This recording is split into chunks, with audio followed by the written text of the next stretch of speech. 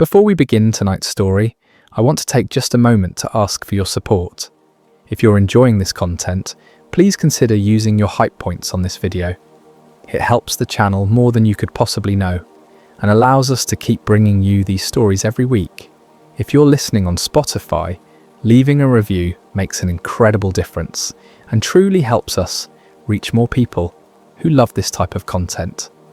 I'd also love to know, comment below what time it is, where you are, and where in the world you're listening from, but only if you want to share. We absolutely love seeing where everyone is tuning in from around the globe. And if you're new here and enjoying what you hear, please consider subscribing. It means everything. Now let's get into tonight's story. What you're about to hear is not about crashed saucers or alien bodies. There are no dramatic military encounters, no whistleblowers risking everything to come forward. This is about something far more unsettling. A system so efficient at processing information that the truth gets sorted into irrelevance before anyone with authority ever sees it. This is about the reports that were filed, reviewed, and forgotten, and about the person who finally noticed what everyone else was trained to ignore. Intro. The report nobody read. My name doesn't matter. My title was Data Review Specialist, which sounds more impressive than it was. I worked for a contractor that handled aviation incident reports for multiple agencies. Not the Federal Aviation Administration directly, but close enough that we saw everything they saw, just earlier in the process. My job was triage. Every day, thousands of reports came through the system. Pilot observations, maintenance flags, near-miss incidents, weather anomalies, equipment malfunctions, bird strikes, runway incursions. The vast majority were routine. My role was to categorize them, assign priority levels, and route them to the appropriate departments. Most reports died at my desk, not because I decided they weren't important, because the system decided. There were algorithms, decision trees, checkbox criteria. If a report didn't meet certain thresholds, radar confirmation, multiple independent witnesses, measurable threat to aviation safety, property damage, it got marked low priority. Low priority meant it went into an archive that no investigator would ever look at unless they were specifically searching for something. The system worked. It had to. There was too much data for any human team to process completely. We trusted the filters, until I started noticing what the filters were catching. Chapter 1. The incident that almost didn't matter. It was a Tuesday afternoon in late September of 2007. I remember because it was the day before my review period ended, and I was trying to clear my queue before the performance metrics locked in. The office was quiet. Most of my colleagues had already left for the day. The fluorescent lights hummed overhead, and my desk was covered with the usual debris of bureaucratic work. Coffee cups, printed reports with highlighter marks, sticky notes reminding me of follow-up tasks that would never get completed. I was tired.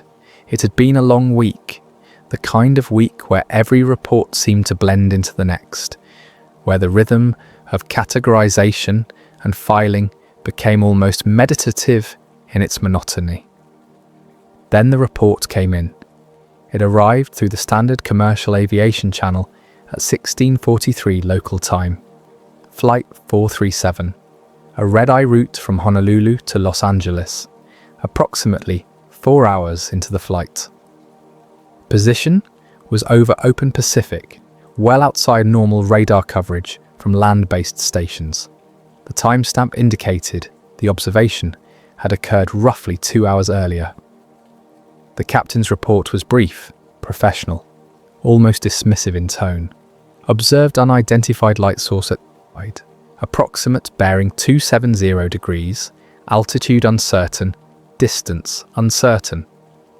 Object maintained position relative to aircraft for approximately 8 minutes, before departing upward at high velocity. No radar contact, no communication attempts, no threat to flight safety, continuing to destination.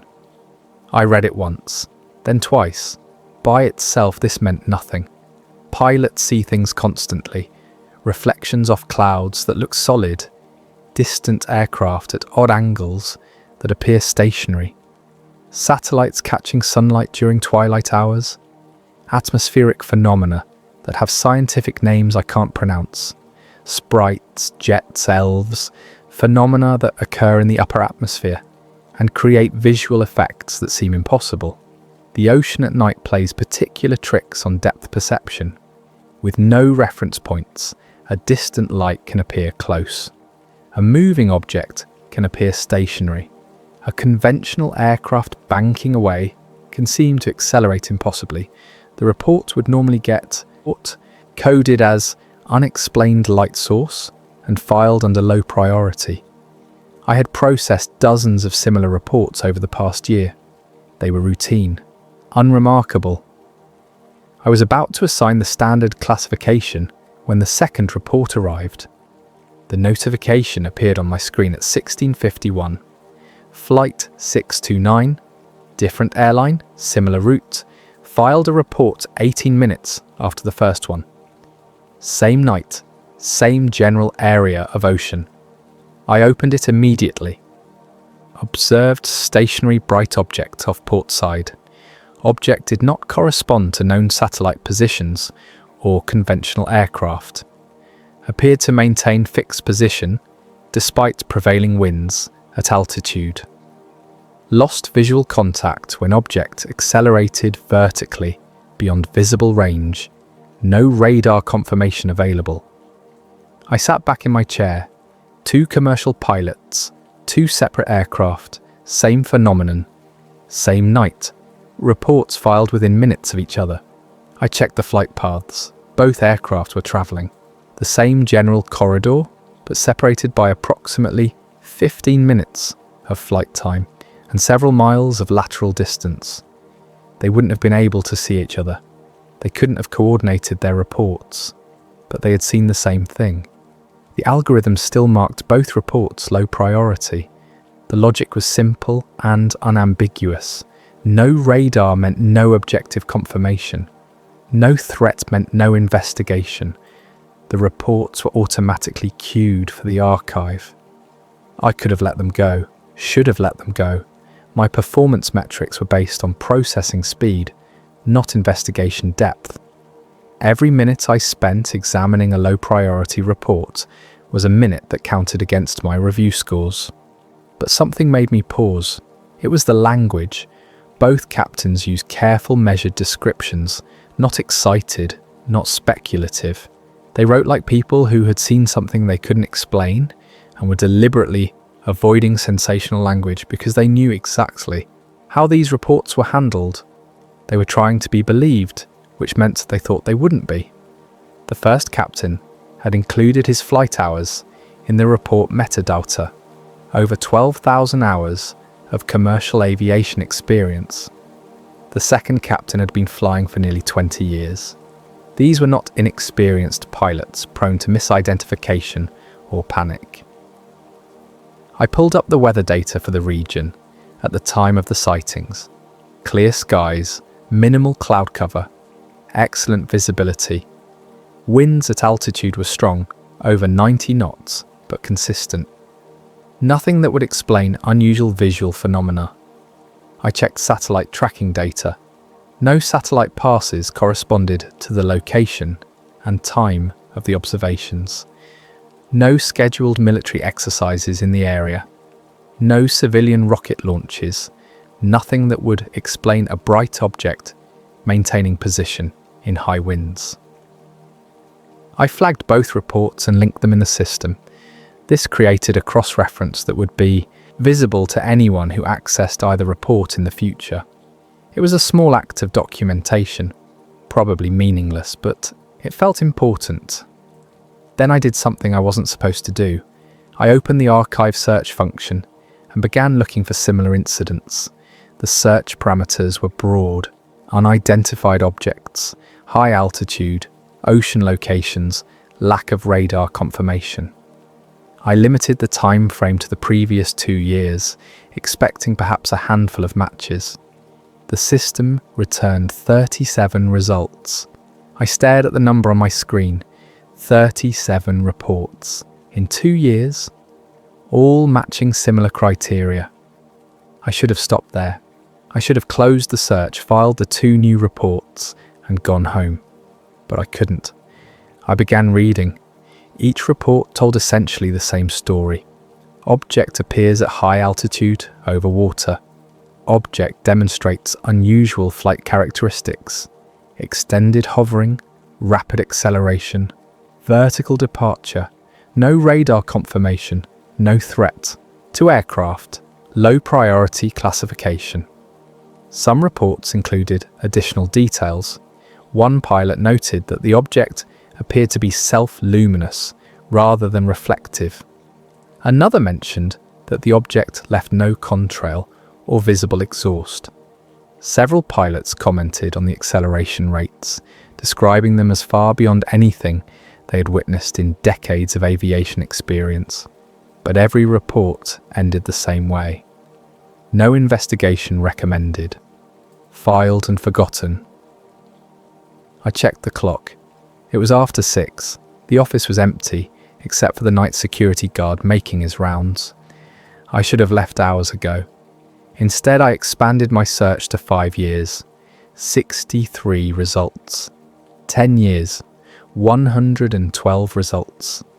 I felt something cold settle in my stomach. This wasn't random. This wasn't coincidence. This was a pattern that had been developing for over a decade, documented by reliable witnesses, consistently dismissed by the same automatic filters. I saved the search. Results to my personal drive.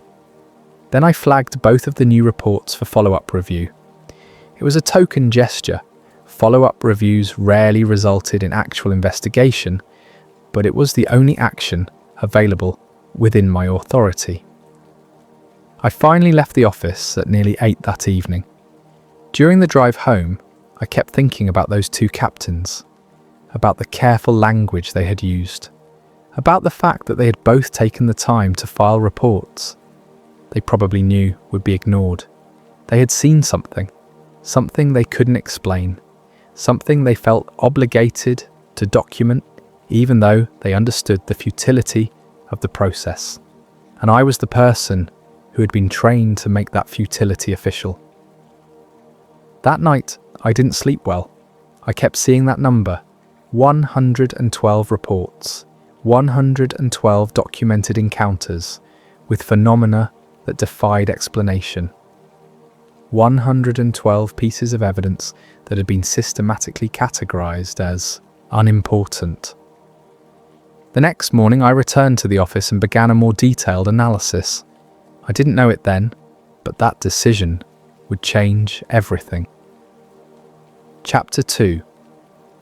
The object that broke aviation rules. The archive search took 3 days to complete. The system wasn't designed for pattern analysis. It was designed for retrieval of specific incidents using predefined search categories. I had to manually adjust search parameters, run multiple queries, cross-reference dates and locations, and export data into spreadsheets for analysis. The work was tedious. I had to do it in fragments, between my normal duties, staying late after my colleagues left, arriving early before the office filled up. I told myself I was just being thorough, that this was good due diligence, that any conscientious analyst would do the same thing. But the truth was, I had become obsessed. What I found disturbed me far more than I had anticipated. Over the previous 5 years, there were 17 reports matching similar criteria. Different airlines, different crews, different specific locations, but the same essential description. Object appears over ocean at high altitude. Object holds position despite wind conditions. Object demonstrates acceleration characteristics inconsistent with known aircraft. object departs vertically or at extreme angles. No radar confirmation. 17 incidents, all dismissed as low priority, all filed by experienced commercial pilots who had no reason to fabricate reports and every reason not to include anything that would make them look unreliable or mentally unstable. I began reading the reports more carefully, taking notes, looking for details that the automated classification system might have missed. One captain flying a route from San Francisco to Sydney noted that the object maintained perfect position relative to their aircraft, despite headwinds exceeding 100 knots. He included this detail almost as an afterthought, a technical observation buried in the middle of his report. But the implication was staggering. For something to hover perfectly in those conditions without visible propulsion or control surfaces violated basic physics as we understand it. A helicopter in those winds would be blown backward. A conventional aircraft maintaining position would need to angle into the wind, using thrust and control surfaces to compensate. This object, according to the report, simply held position. No visible means of propulsion, no angular compensation, just perfect motionless hovering in winds that should have been impossible to resist. Another report from a cargo flight crossing the North Pacific described the object accelerating from an apparent stationary position to beyond visual range in under 3 seconds. The pilot estimated and emphasized it was only an estimate based on visual observation, that the acceleration would have exceeded anything survivable by human occupants or conventional materials. I did the mathematics. Even conservative estimates suggested acceleration rates in excess of 50 times the force of gravity. Fighter jets, in extreme maneuvers, rarely exceed 9 or 10 times the force of gravity. And even that is only sustainable for seconds and requires specially trained pilots wearing pressure suits. Anything biological experiencing 50 times the force of gravity would be crushed immediately. Whatever was inside these objects, if anything was inside them at all, was not subject to the same physical limitations that governed human aviation. A third report mentioned something I had glossed over initially. The pilot was flying at approximately 37,000 feet when the object appeared at roughly the same altitude. He observed it for nearly 10 minutes. Then the object departed, not horizontally, not in a gradual climb. It accelerated nearly vertically upward, maintaining visibility for approximately 15 seconds before yet disappearing. The pilot estimated, based on the angle of departure and the time it remained visible, that the object had reached an altitude well beyond 60,000 feet before passing out of visual range, possibly much higher. No known aircraft could perform that maneuver. Conventional aircraft lose engine performance as air pressure decreases. Jet engines require air intake. Rockets require enormous fuel loads for vertical ascent. Nothing in our aviation inventory could transition from hover to near space altitude in under 20 seconds without creating massive visible exhaust, sonic booms, or contrails. The object created none of these. I found another report that included meteorological data. The pilot had noted that the object was visible against a cloud layer approximately 10,000 feet below the aircraft. The clouds showed no disturbance, despite the object hovering directly above them for nearly 12 minutes, when the object departed, accelerating downward and then angling away horizontally. The clouds remained undisturbed. No exhaust wash, no pressure wave, no atmospheric displacement. Whatever propulsion system these objects used, it didn't interact with air the way conventional engines did. As I compiled my notes, a picture emerged.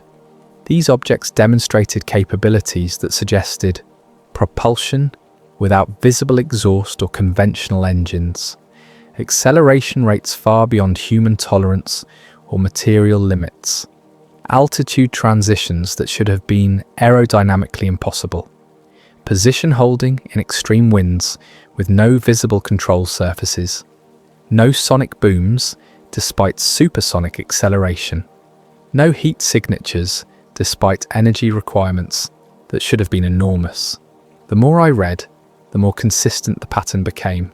These were not weather balloons drifting on air currents, not drones operating within the limits of commercial technology, not experimental aircraft testing classified, but conventional propulsion systems, not satellites or space debris creating optical illusions. The objects defied conventional aerodynamics.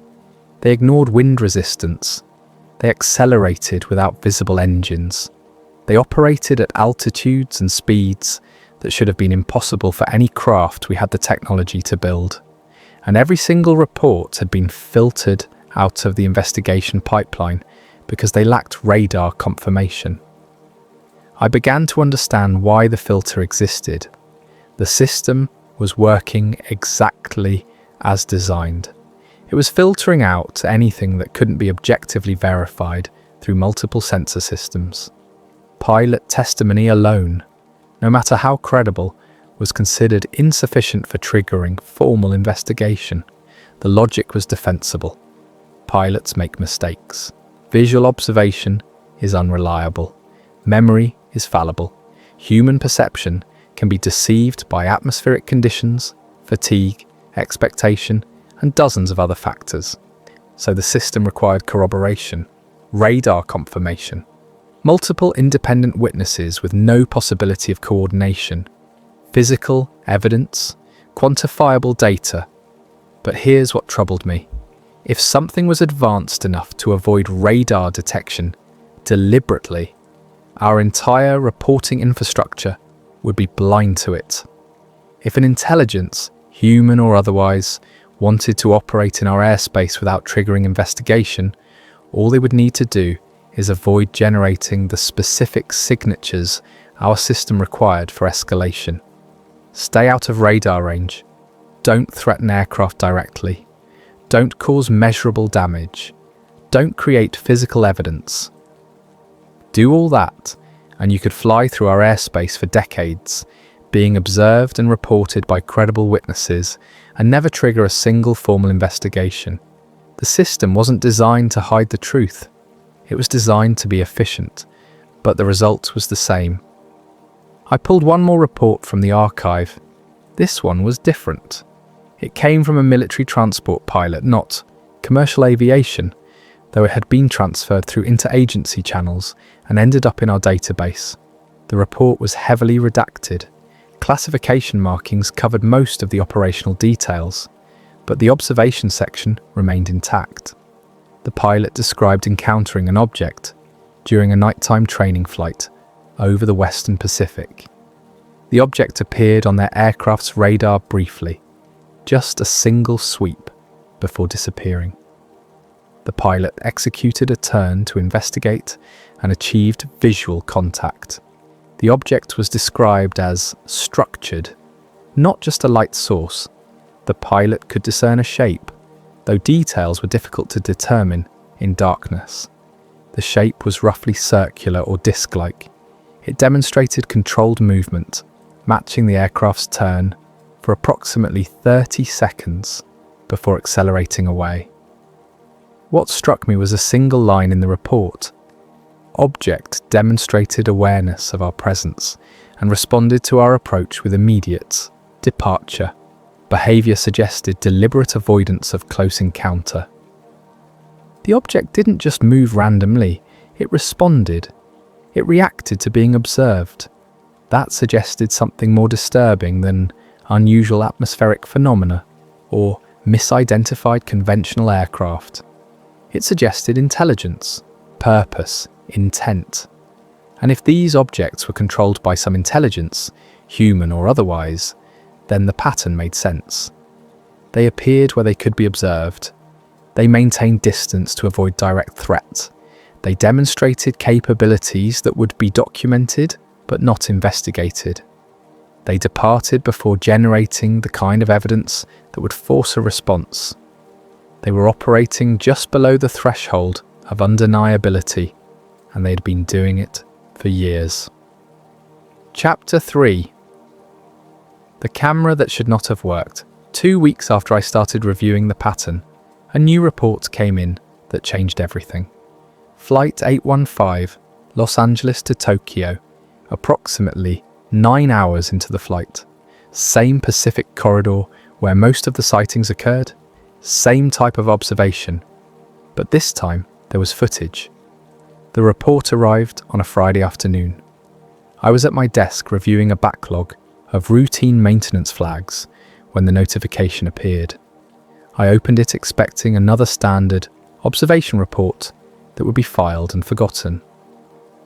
The captain's report explained that their aircraft was equipped with an auxiliary external camera system, a recent addition that several airlines had begun installing for promotional footage and maintenance inspection. The camera was mounted on the underside of the fuselage, capable of being remotely aimed by the flight crew from the cockpit controls. When the object appeared off their starboard side at approximately 2 a.m. local time, the first officer had the presence of mind to activate the camera system and aim it toward the phenomenon. He captured approximately 4 minutes of footage before the object departed. The footage was included in the report as a digital file, compressed but high resolution. I downloaded it immediately, my hands actually shaking slightly as I clicked through the security prompts. In all the reports I had reviewed, in all the documented encounters, this was the first time anyone had managed to capture video evidence.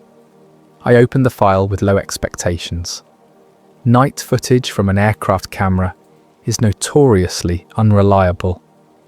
Low light conditions, vibration from the aircraft, compression artifacts from the recording system, distance and atmospheric distortion.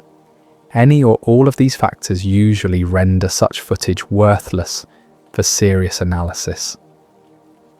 Commercial aviation cameras are not designed for capturing distant objects. They're designed for close-range inspection of landing gear and engine components.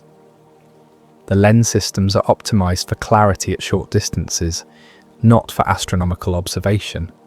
But this was different. The footage opened with black screen for the first few seconds, the camera repositioning. Then the frame stabilized, showing the view from beneath the aircraft. The ocean far below was invisible in the darkness.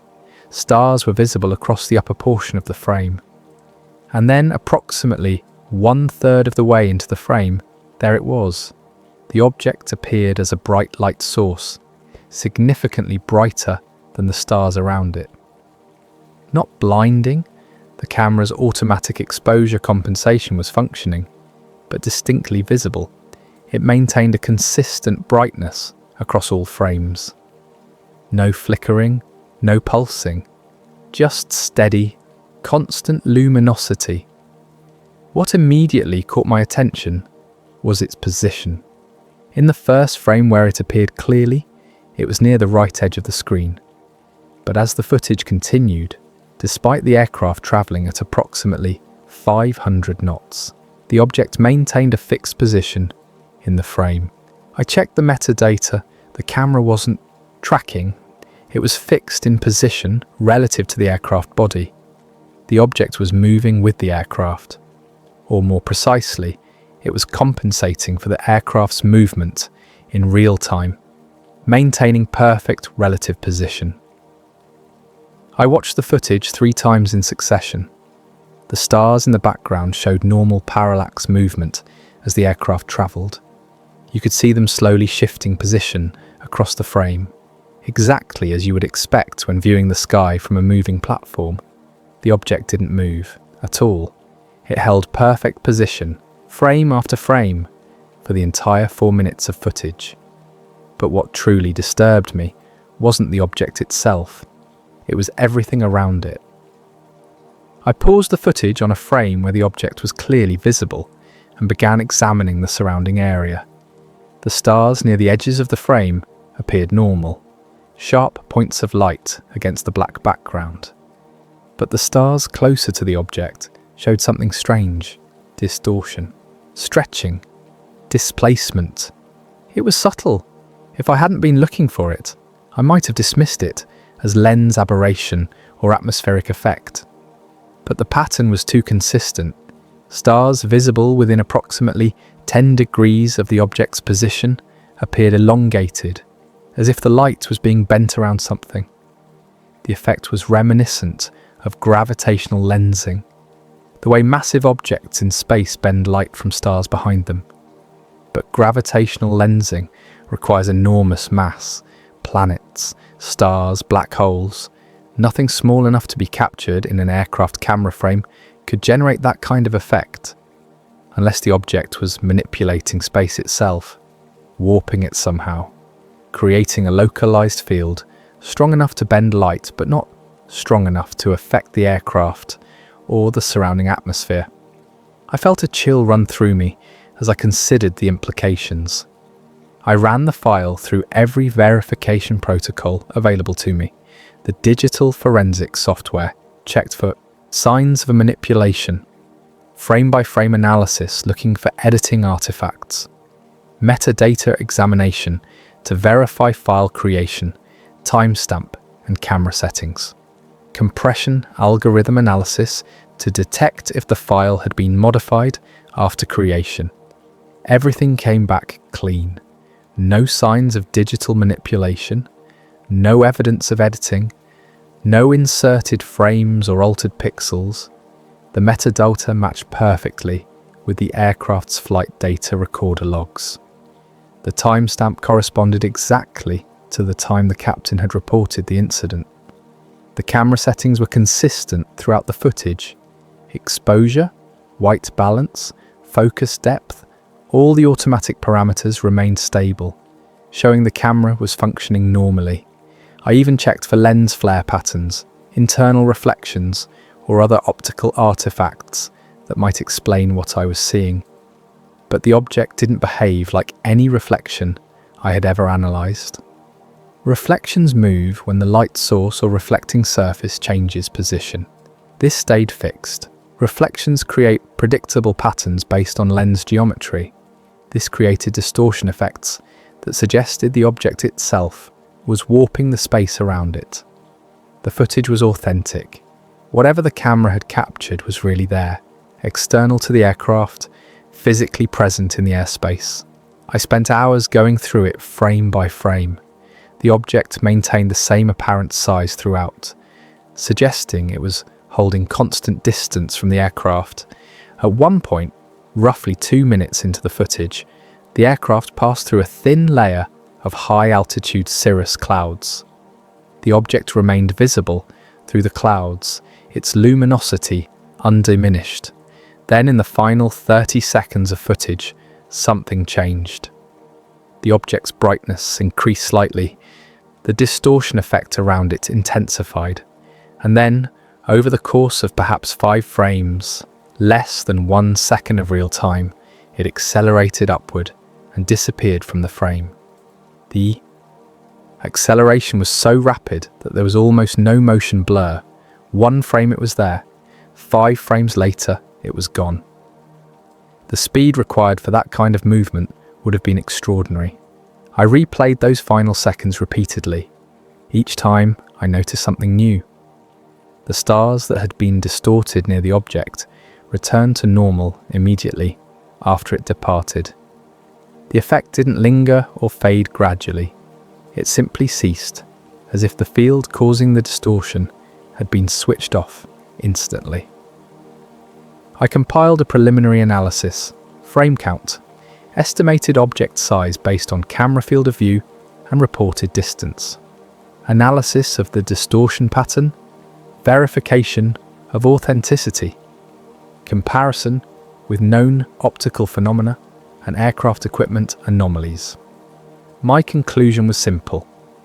The footage showed an unidentified object displaying characteristics inconsistent with any known aircraft, natural phenomenon, or optical artifact.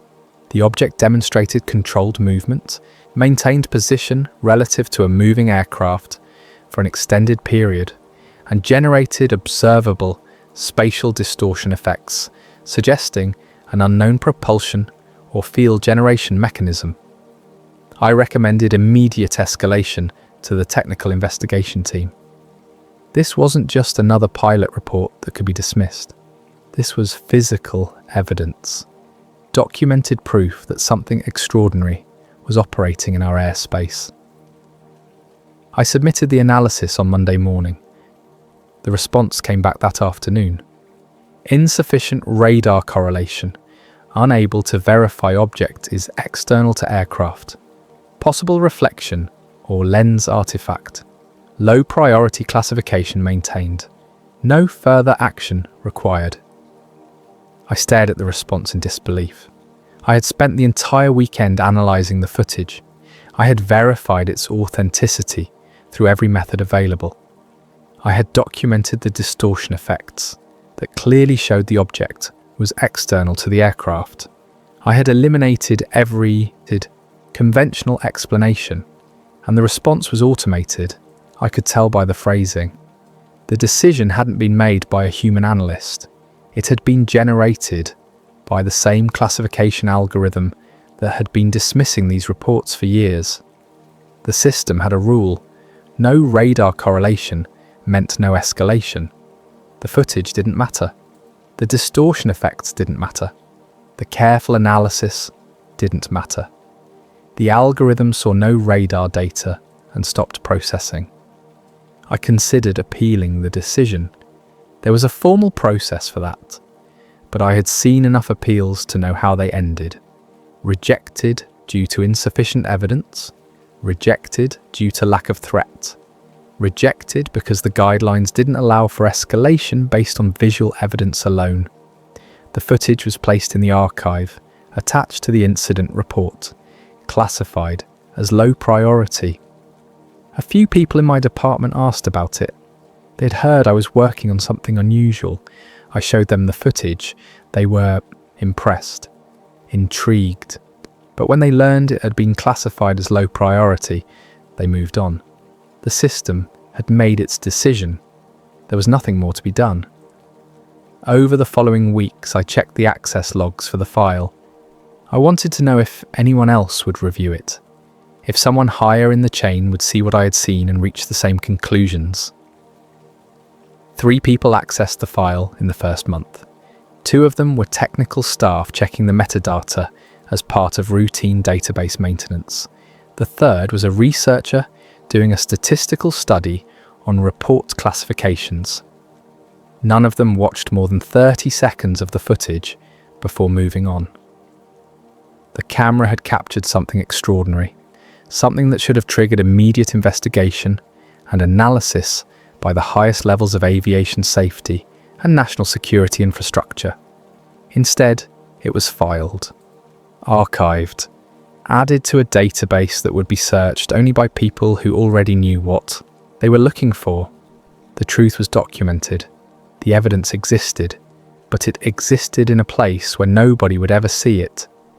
Nobody except me, and a handful of pilots who knew they had witnessed something impossible and would never be believed. Chapter 4. The pattern across years. I couldn't let it go. The footage had proven something fundamental. These incidents were real. They involved physical objects operating in our airspace, objects that displayed technology far beyond our current capabilities, objects that were being consistently observed, documented, and ignored. I needed to understand the full scope of what was happening. I expanded my search parameters significantly. Instead of limiting my review to commercial aviation over the Pacific, I searched for any reports matching the key behavioral characteristics: stationary hover, rapid acceleration, vertical departure, high altitude, no radar confirmation. I also broadened the search geographically: all oceans, all remote flight corridors, any location where commercial or military aviation operated in regions with limited ground-based radar coverage. The search took 4 days to compile. The database wasn't designed for this kind of comprehensive pattern analysis. I had to export data in batches, merge multiple search results, eliminate duplicates, cross-reference incident numbers with archived reports. I worked late every night that week. I told my colleagues I was doing a training exercise, learning the advanced search functions. Nobody questioned it. Most of my co-workers were happy to leave promptly at 5.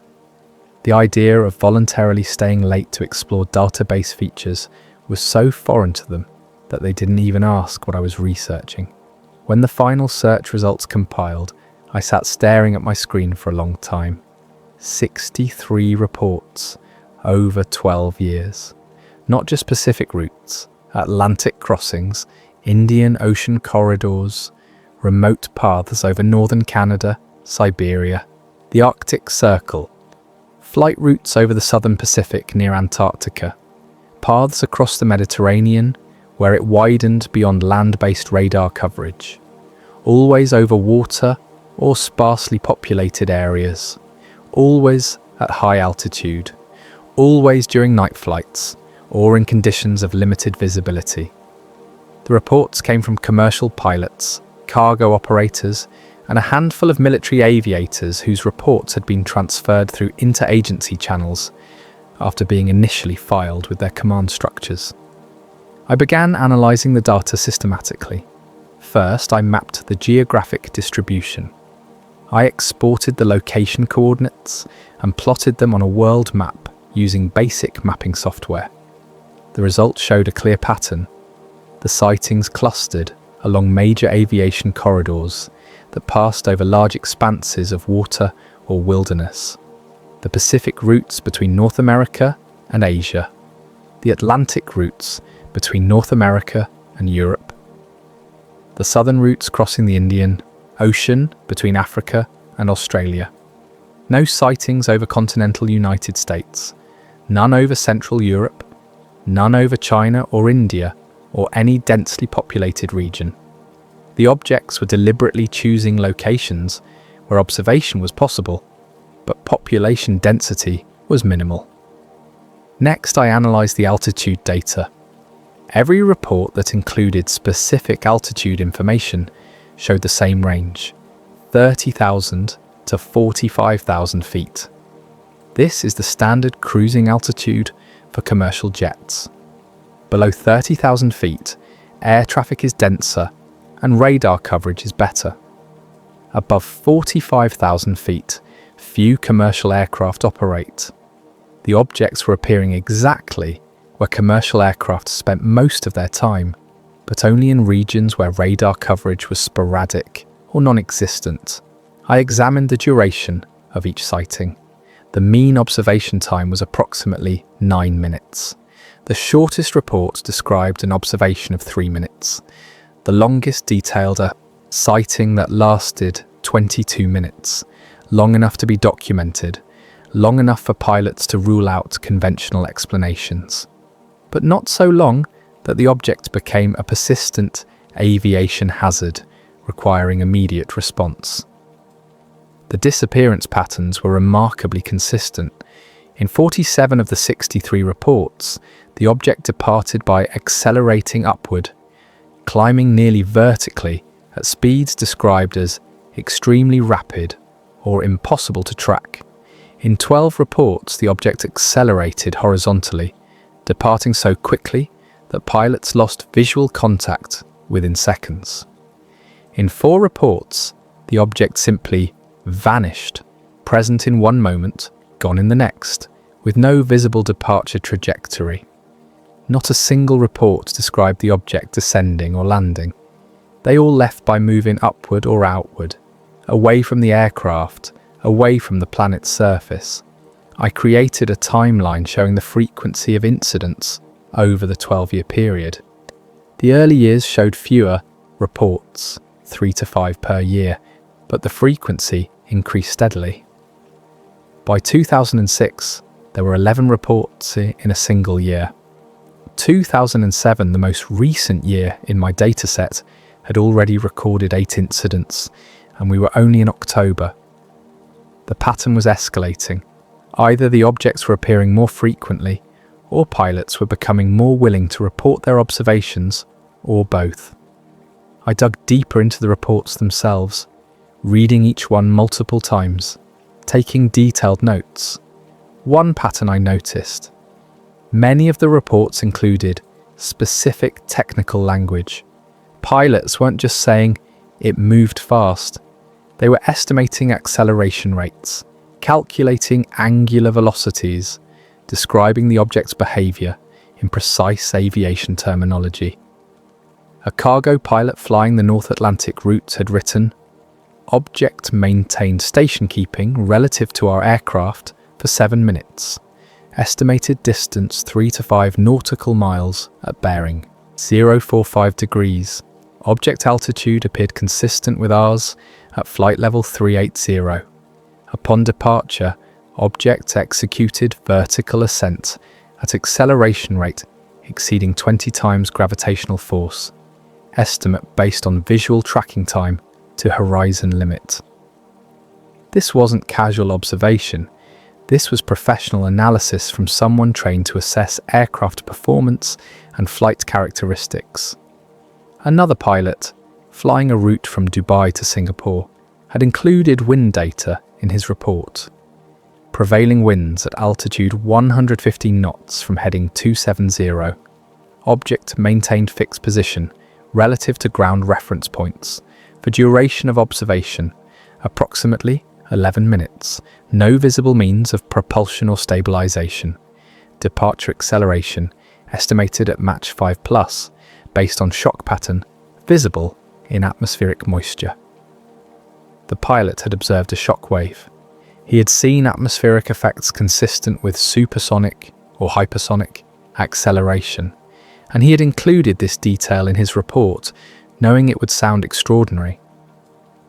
These pilots weren't making casual observations, they were conducting detailed technical analysis because they understood the significance of what they were witnessing.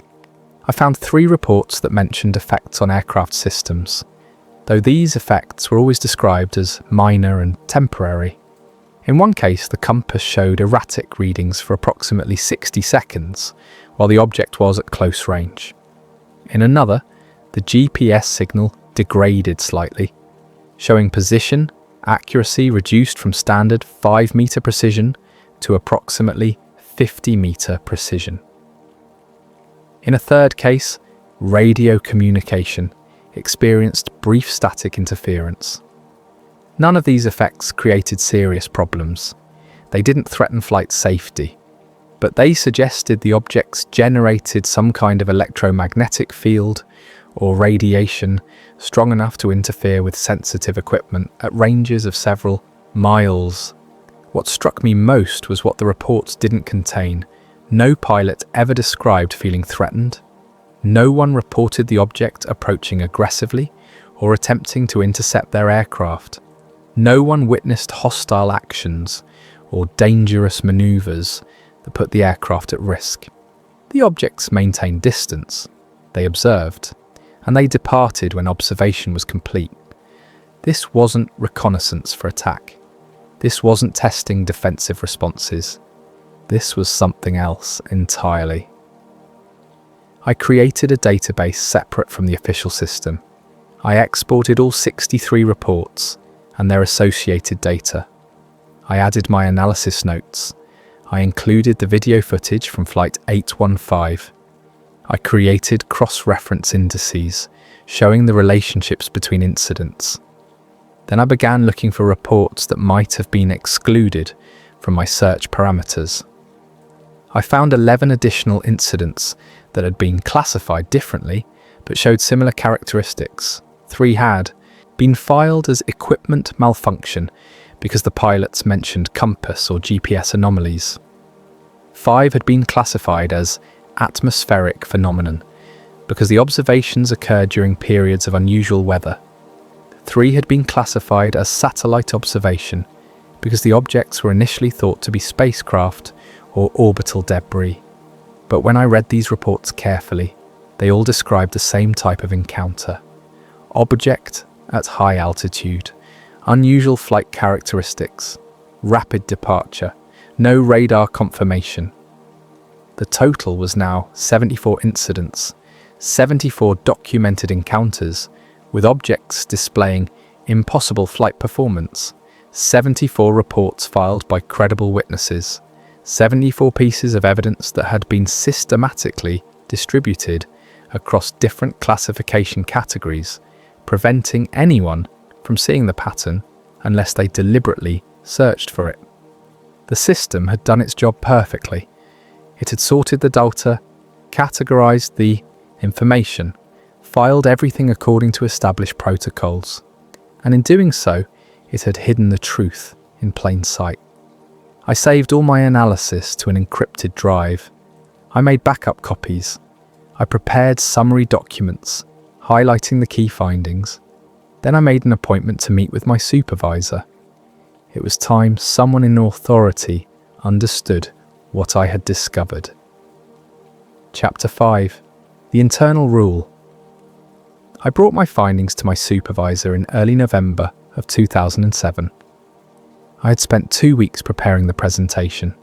Charts showing the distribution of incidents across regions and years, analysis of the common behavioral characteristics, geographic maps with incident locations marked, timeline graphs showing the increasing frequency, links to the original reports, the camera footage from Flight 815.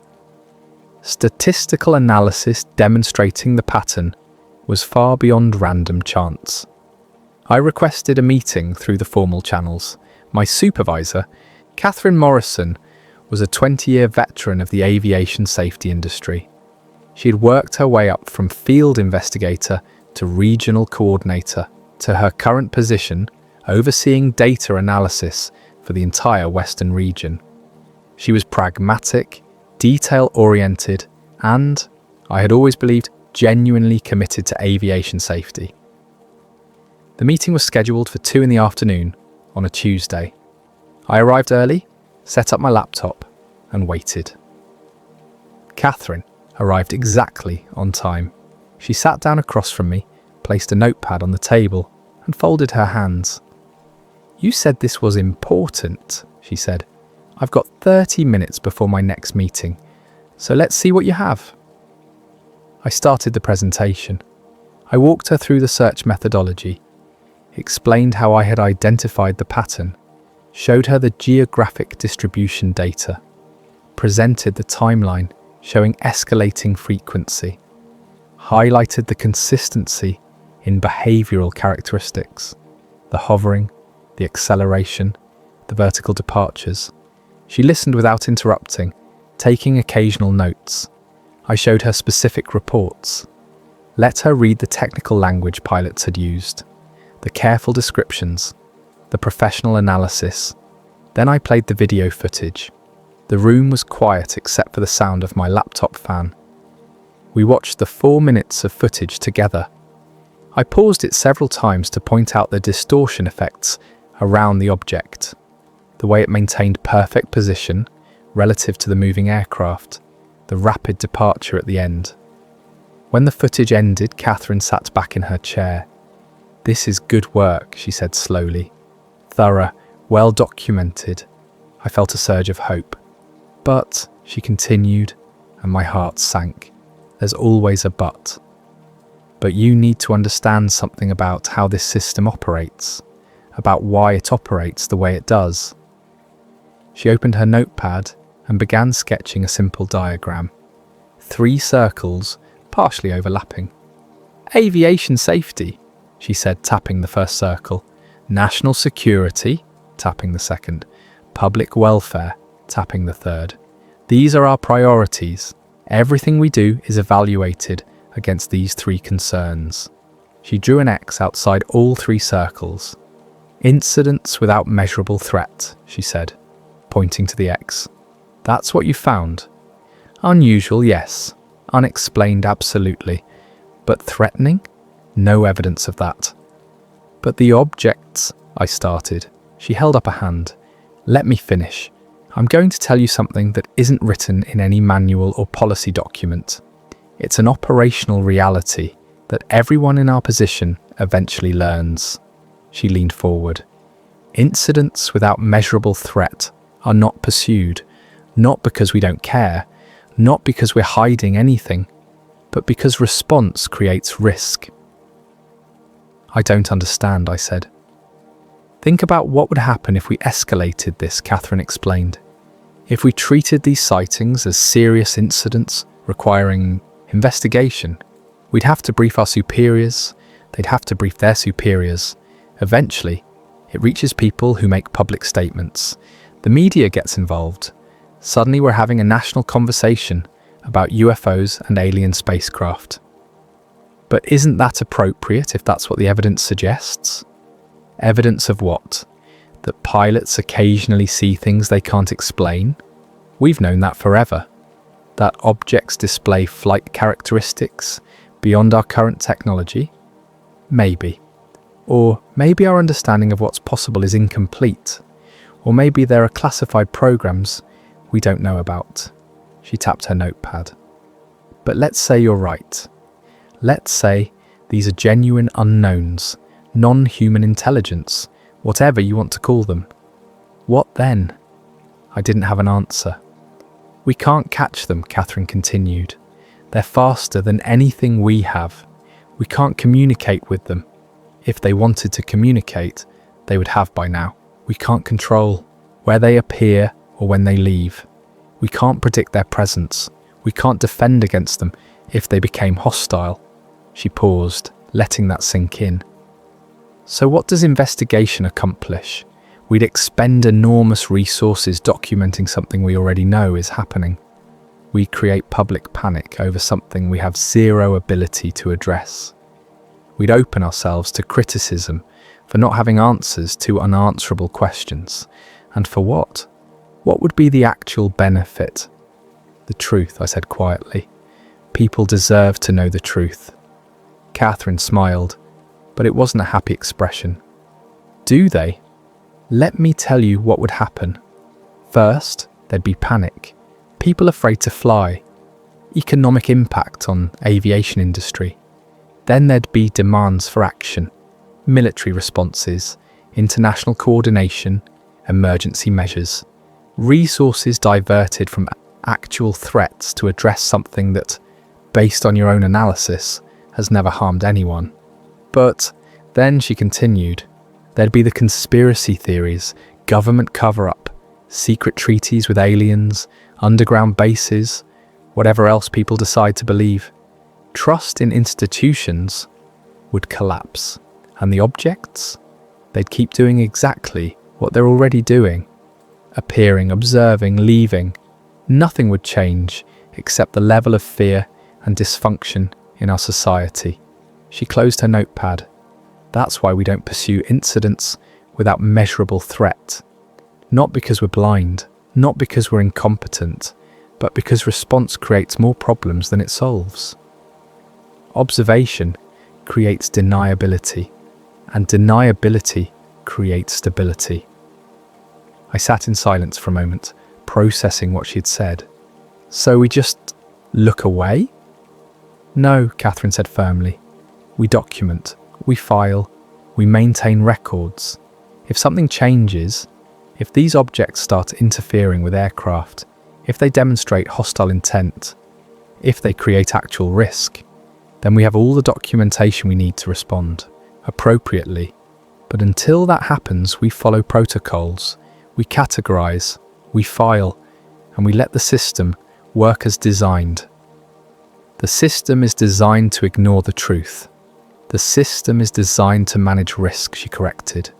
And right now, investigation is a bigger risk than observation. That's not my opinion.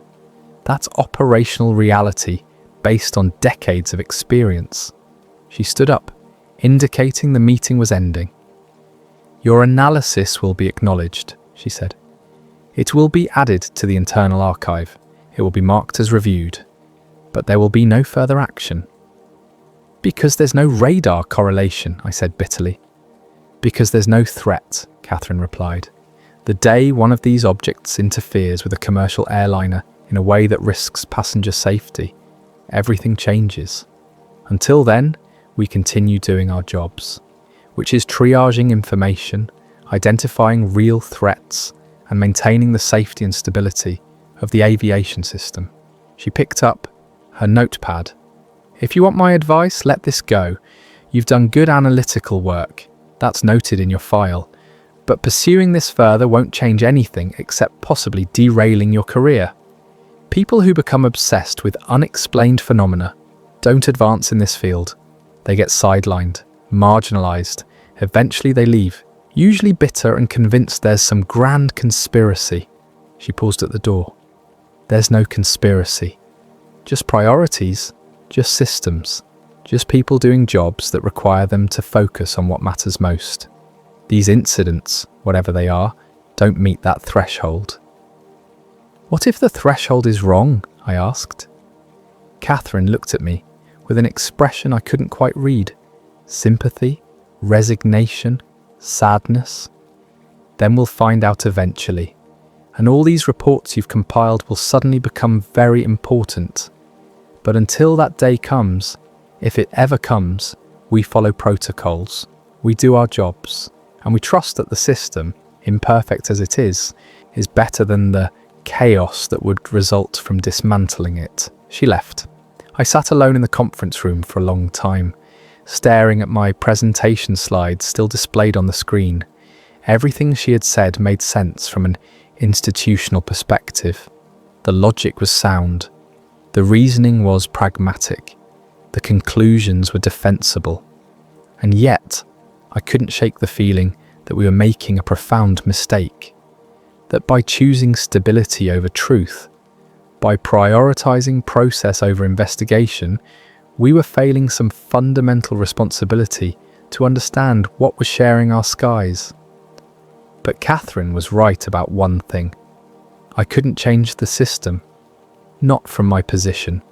Not with the authority I had. I packed up my laptop and returned to my desk. My compiled report was acknowledged the following day. A brief note in my file indicating I had conducted a comprehensive analysis of unusual aviation incidents. No mention of my conclusions, no reference to the pattern I had discovered. Just an acknowledgement that I had done work that exceeded my basic job requirements. The note would probably help at my next performance review. It showed initiative and thoroughness. It also ensured that I would never be taken seriously on this subject again. I had become that analyst who was interested in UFOs, a label that, in our professional culture, was equivalent to admitting to poor judgment and borderline obsession with fringe theories. The system continued exactly as before. Reports came in. I processed them. The pattern continued to develop, and I watched, documenting everything, knowing that nobody else would ever connect the pieces I had connected, unless something forced them to look. Chapter 6. The one report that was escalated for 3 months, I stopped searching. I did my job, reviewed reports, applied the filters, watched the pattern continue. Then in February of 2008, something changed. A report came in from a cargo flight over the North Atlantic, military contract route, higher classification than normal commercial traffic, but still processed through our system for coordination purposes. The report followed the now familiar pattern. Object appeared at high altitude, maintained position, demonstrated unusual flight characteristics. But this time there was a difference. The object briefly interfered with the aircraft's navigation systems, not aggressively, not in a way that created immediate danger, but for approximately 40 seconds, the aircraft's GPS signal degraded. The compass showed fluctuating readings. The autopilot disengaged and required manual reactivation. Then the object departed and all systems returned to normal. The interference triggered automatic threat protocols. The report was escalated immediately, not to my supervisor, but past our entire department, directly to a joint review team that handled potential security incidents.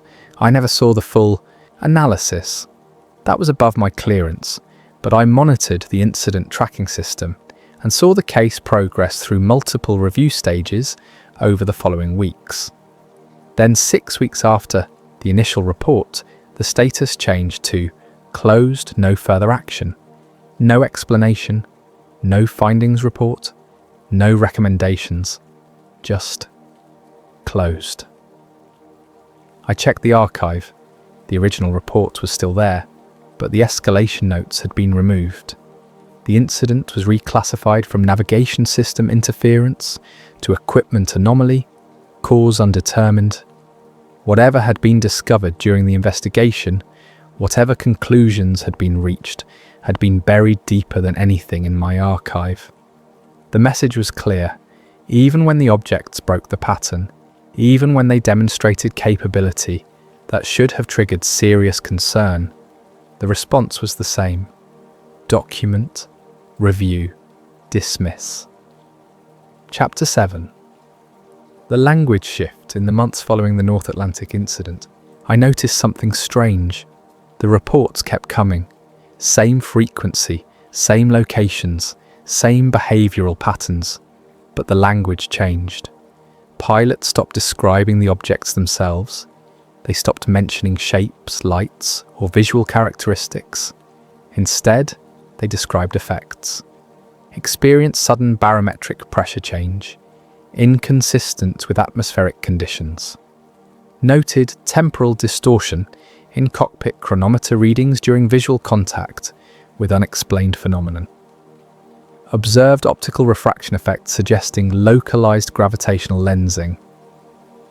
The reports became more technical, more clinical, less descriptive. It took me several weeks to understand why. The pilots were adapting to the system.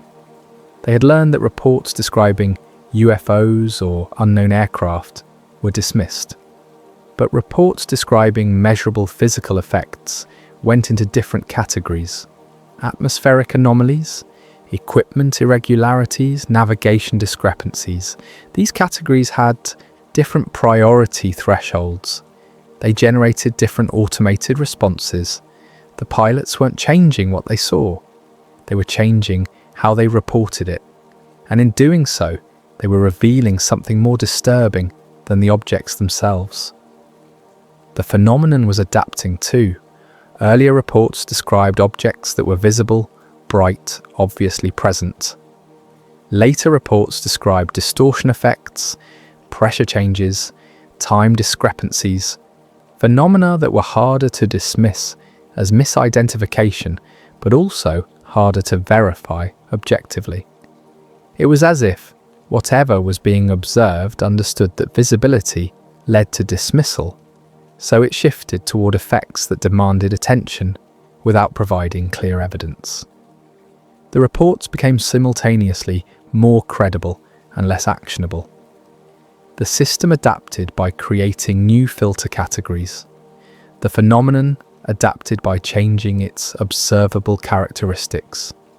It was an arms race of documentation, fought entirely in language and classification systems, and the phenomenon was winning. Chapter 8. Why the Sky Stays Quiet. By late 2008, I had reviewed more than 200 related reports spanning 15 years. I had cross-referenced locations, times, altitudes, and observed behaviours. A clear pattern emerged, not just in what was reported, but in what was never reported. The objects never appeared over cities, never over dense air traffic corridors, never during daylight hours over populated areas. They appeared over oceans, over remote wilderness, over regions where observation was possible, but consequence was minimal. They maintained distance from aircraft, never close to threatening proximity, never demonstrated pursuit or aggressive manoeuvring. They avoided confrontation. The implication was staggering. Whatever these objects were, whoever or whatever controlled them, they were not testing our defences. They were not probing for weaknesses. They were not preparing for invasion or attack. They were testing our awareness. They appeared where they could be seen by trained observers, pilots with the experience to distinguish unusual phenomena from normal operations. They demonstrated capabilities that were impossible to dismiss as conventional technology. They maintained visibility long enough to be documented, but they did so in contexts where response was impractical and escalation was unlikely. They were conducting an experiment, and the hypothesis being tested was simple. How much can you see before you choose to look away? The answer, based on 15 years of reports, was clear. We could see everything. We just chose not to. Chapter 9. The File That Vanishes. In December of 2008, I made a decision. I compiled everything. Every report I had reviewed. Every pattern I had identified. The camera footage, the language analysis, the geographic distribution data, the timeline showing the shift in reporting, methods and observable effects. I created a consolidated analysis file. 47 pages. Indexed, cross-referenced, documented with primary sources. The thesis was simple. We are being observed by non-human intelligence, and our institutional response has been systematic dismissal. I submitted it through the formal review channel. Not as a low-priority note, but as a formal analytical report requiring supervisory review and response. The submission confirmation came back immediately. File received, tracking number assigned. Review estimated within 30 days. 3 days later, I tried to access the file. It was gone. Not marked as reviewed, not transferred to another department, not denied or rejected, simply absent from the system. I checked the submission logs. My submission was not listed. I checked the tracking database. The tracking number I had received did not exist. I contacted IT support. They found no record of the file in any system database, no deletion log, no access history, no backup copy. The file had vanished as if it had never existed. I considered resubmitting. I had kept personal copies of everything. I could recreate the report, submit it again, escalate through different channels. But I understood what had happened. This was not active suppression. Nobody had ordered the file deleted. Nobody had rejected my analysis. The system itself had rejected it. Some automated process, some filter I didn't know existed, had identified my submission as outside acceptable parameters and removed it before any human reviewed it. Or perhaps someone had reviewed it. Perhaps that review had lasted 30 seconds, just long enough to understand what I was claiming, and decided that the report could not be allowed to proceed. Either way, the result was the same. The information existed only in archives that nobody searched. The pattern existed only in reports that nobody connected. The truth existed only in the space between what was documented and what was acknowledged. I had discovered the perfect method of concealment. Not lies, not cover-ups, not conspiracy, just process, just filters, just systems doing exactly what they were designed to do. Epilogue. The truth about disclosure. I left the job 6 months later, not because I was forced out. Nobody pressured me to resign. Nobody threatened me. Nobody even acknowledged my consolidated report. I left because I finally understood. Nothing is hidden. Everything is buried under process. The objects are not secret. They are documented. Every encounter is recorded. Every observation is filed. The evidence exists. It just exists in a form that makes it irrelevant. The reports are distributed across agencies, contractors, and databases that don't communicate with each other. The pattern is visible only if you deliberately search for it, which nobody has reason to do. The incidents are individually dismissed before anyone with authority to act ever sees them. The system is not designed to hide the truth. It is designed to handle information efficiently. And efficient handling means filtering out anything that doesn't require immediate action. The objects know this. They operate within the gaps. They appear where they will be documented but not investigated. They demonstrate capabilities that will be reported but not believed.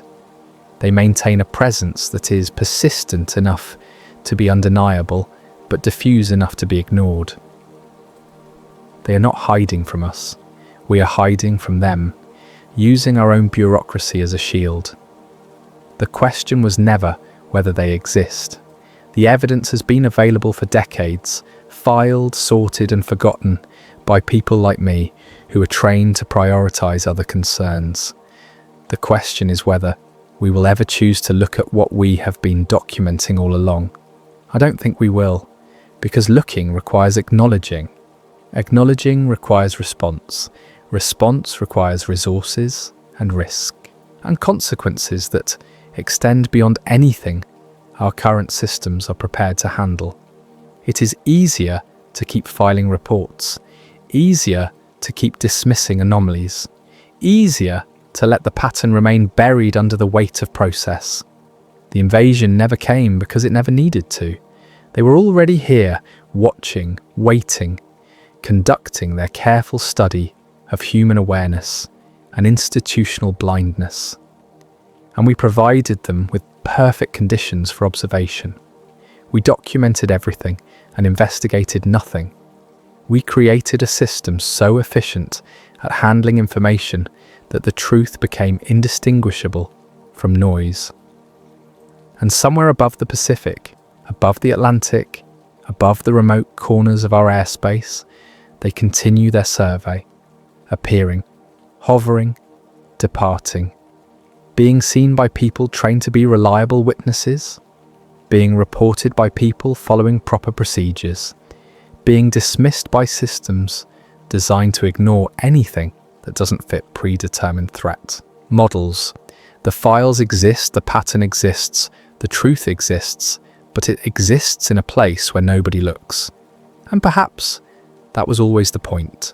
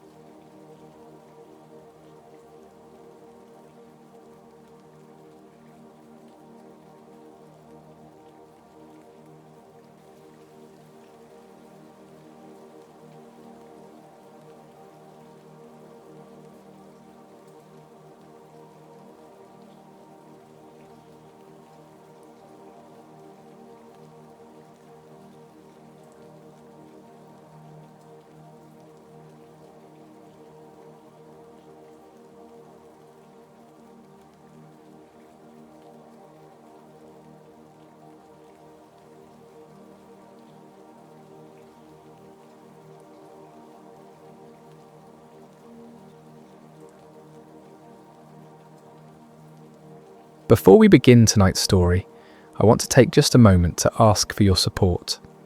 If you're enjoying this content, using your hype points on this video helps the channel more than you could possibly know.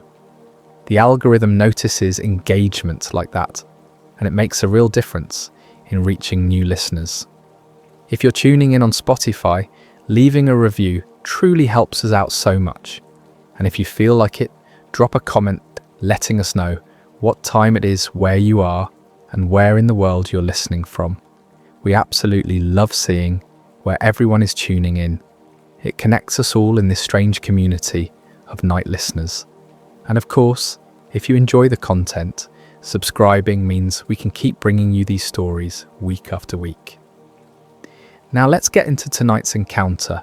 There are certain jobs that exist in the margins of society, work that happens when most people are asleep, labour that keeps infrastructure running while the world dreams.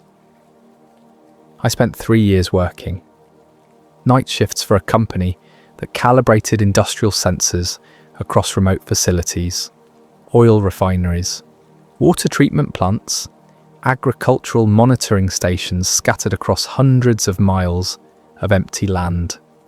The work was repetitive and technical. Each night followed the same rhythm: Arrive at the site, log into the system, run diagnostics, adjust sensitivity thresholds, document everything. The company was meticulous about procedure. Every reading logged with timestamps, every adjustment tracked in triplicate. Deadlines were strict, protocols were mandatory. Deviation from schedule could cost contracts worth millions. I preferred night work, fewer people, fewer interruptions. Just me, the equipment, and the steady hum of machinery doing what it was designed to do. The facilities were usually automated. My job was to ensure the automation stayed accurate. Sensors drift over time, temperature fluctuations, humidity, electromagnetic interference from nearby equipment. Everything affects precision. Calibration corrects for that drift. It returns instruments to baseline accuracy. Nothing about that particular night suggested anything unusual. I had 17 sensors scheduled across 4 locations, standard maintenance window, 6 hours to complete the work. The weather was clear, equipment was functioning normally. I had done this exact route 40 times before. I clocked in at 2200 hours. The first 3 sites went exactly as expected. By midnight, I was ahead of schedule. The 4th location was a water monitoring station, 15 miles outside of town, middle of nowhere, surrounded by scrub brush and empty farmland.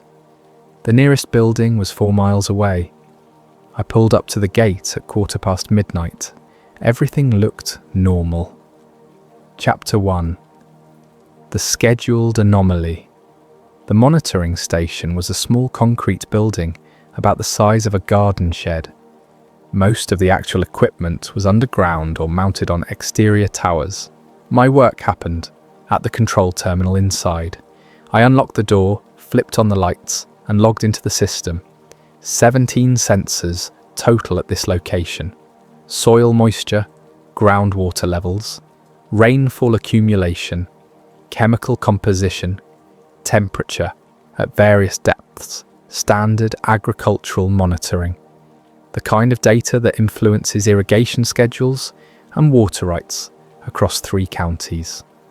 I started the calibration sequence at 12:23. The first 6 sensors responded perfectly. Green lights across the board, readings within expected parameters, adjustments minimal. I was documenting the 7th sensor when I noticed the anomaly. Sensor 12 was failing calibration. Not in the usual way. Equipment failure presents as chaos, random noise, erratic spikes, silence. This was different. The sensor was returning precise, consistent readings, but they were wrong. Exactly 3.7 degrees off baseline. Every single time. No variation, no drift. Just that same offset. Over and over. I ran the sequence again. Same result. 3.7 degrees. I checked the physical connections. Solid. No corrosion. No loose cables. I rebooted the entire system.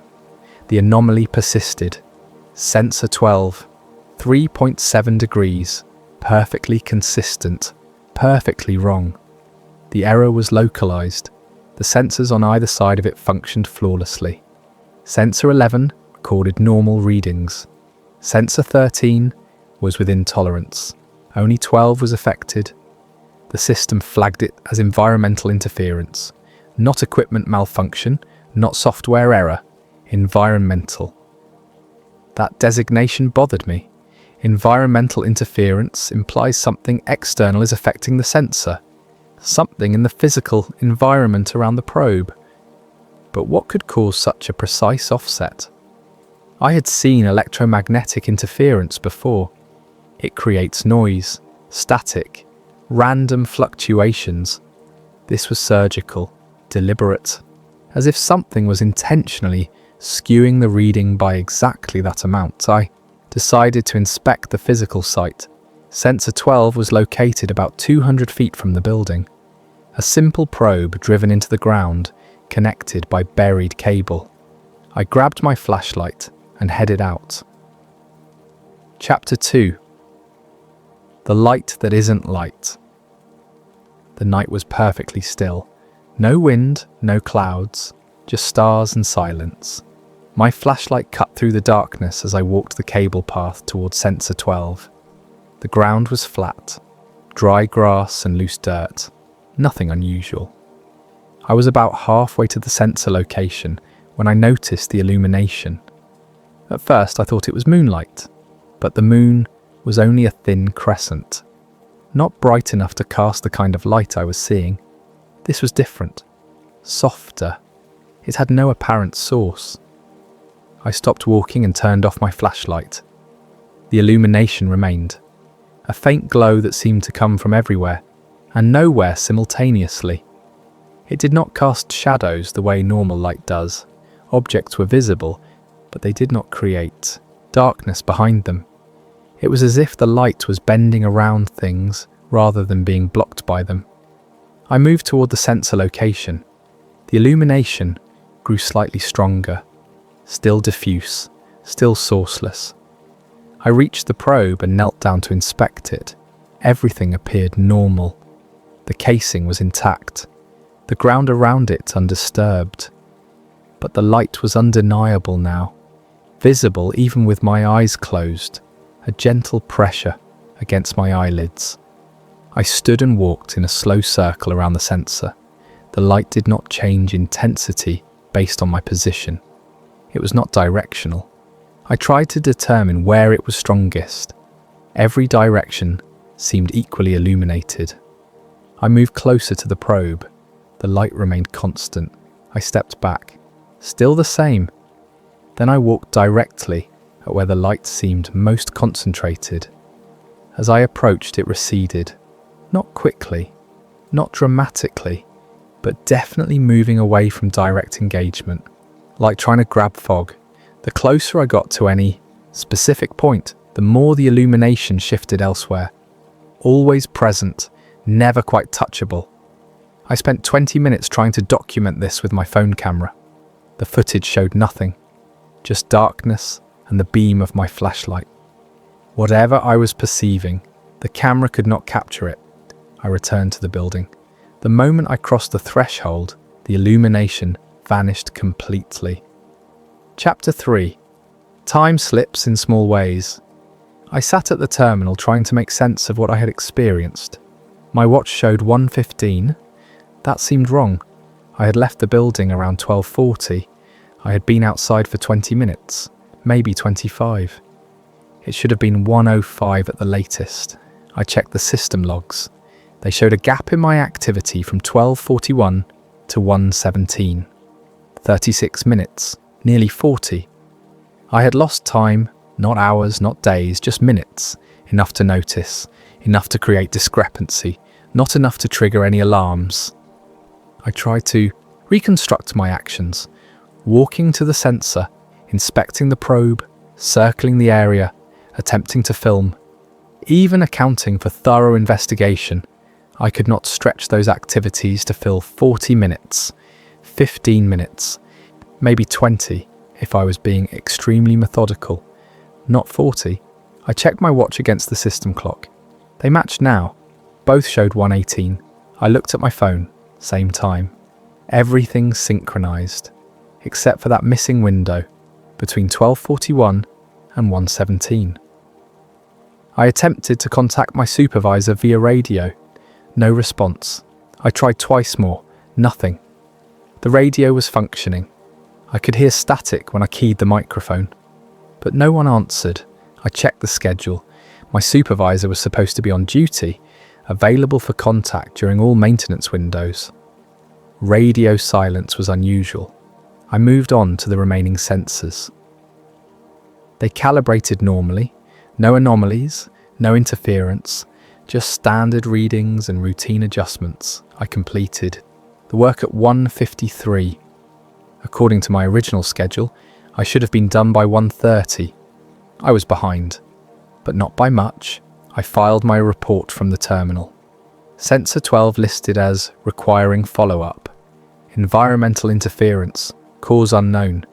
recommended secondary inspection during daylight hours, everything documented according to protocol, everything except the light and the missing time. Those details stayed out of the official record. I locked the building and returned to my truck. The drive back was normal. Empty roads, distant lights from farmhouses, radio playing quietly. Nothing unusual, but I kept checking my watch, kept comparing it to the dashboard clock, kept trying to account for those missing minutes. Chapter 4. The sound below. Hearing. The next few nights followed normal patterns, different sights, different sensors, no anomalies. I started to convince myself that the incident at the water monitoring station had been fatigue, misreading the clock, misjudging time in the dark. The illumination was probably some atmospheric phenomenon, temperature inversion, light refraction, something mundane with a scientific explanation. 5 days later, I was scheduled back at the same location. Routine check following my previous report. The company wanted confirmation that sensor 12 was stable. If the interference persisted, they would send a full technical team. If it had resolved, they would close the ticket and move on. I arrived at 22:30, earlier than my previous visit. I wanted extra time, wanted to approach this methodically. The gate was closed but unlocked. I drove up to the building and parked in the same spot as before. The night was warmer, humid. There were clouds on the horizon, but the sky overhead was clear. I unlocked the building and powered up the terminal. The system initialized normally. All sensors reporting. I went straight to sensor 12. I ran a diagnostic without calibration. Just a simple reading. Check. The sensor responded immediately. 3.7 degrees off baseline. Exactly the same offset as before. Perfectly consistent. I started the calibration sequence. The system attempted automatic correction. For a moment, the reading aligned. Perfect baseline. Green light, then it drifted. Back to 3.7. The system tried again. Same result. Brief correction. Immediate drift. After 5 attempts, the system gave up and flagged the sensor for manual intervention. I stood from the terminal and walked to the door. I did not open it yet. I just stood there, looking out through the small window at the darkness beyond. I took a breath and stepped outside. The illumination was already present, stronger than before, still sourceless, still bending around objects rather than casting shadows. I did not bother with my flashlight. I could see perfectly well in that strange light. That was when I felt the vibration. Not heard, felt. A deep rumble below the threshold of audible sound. It resonated in my chest, in my teeth, in the bones of my skull. Subsonic pressure that made my lungs feel compressed. Like standing too close to massive speakers at a concert. Except there was no music, no rhythm, just constant, unrelenting pressure. I stopped walking and stood completely still. The vibration continued. I looked around. The grass was motionless, no wind, but I could feel movement in the air, something displacing space, creating waves of pressure that pushed against me from all directions simultaneously. I noticed the silence, complete silence. There should have been crickets, frogs, the distant barking of farm dogs. Rural areas are never truly quiet. There is always ambient sound, but not now. Every living thing within earshot had gone silent, as if the entire landscape was holding its breath. I took a step forward. The vibration intensified slightly. I took another step, stronger still. I was walking towards sensor 12, the same direction as before. The pressure built with each step, not painful, but commanding attention, impossible to ignore.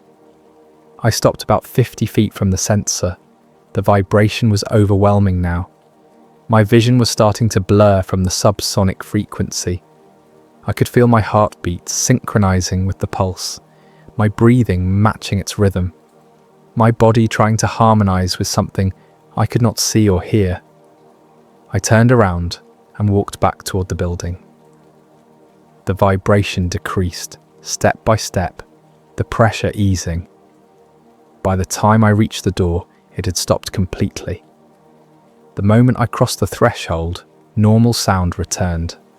Crickets, frogs, a dog barking somewhere miles away, the world breathing again. I stood in the doorway for 5 minutes, just listening, just feeling. Everything was normal inside the building. Everything was wrong outside. Chapter 5. The second calibration. I returned to the terminal and pulled up the sensor logs. I wanted to see if the system had detected anything during my time outside.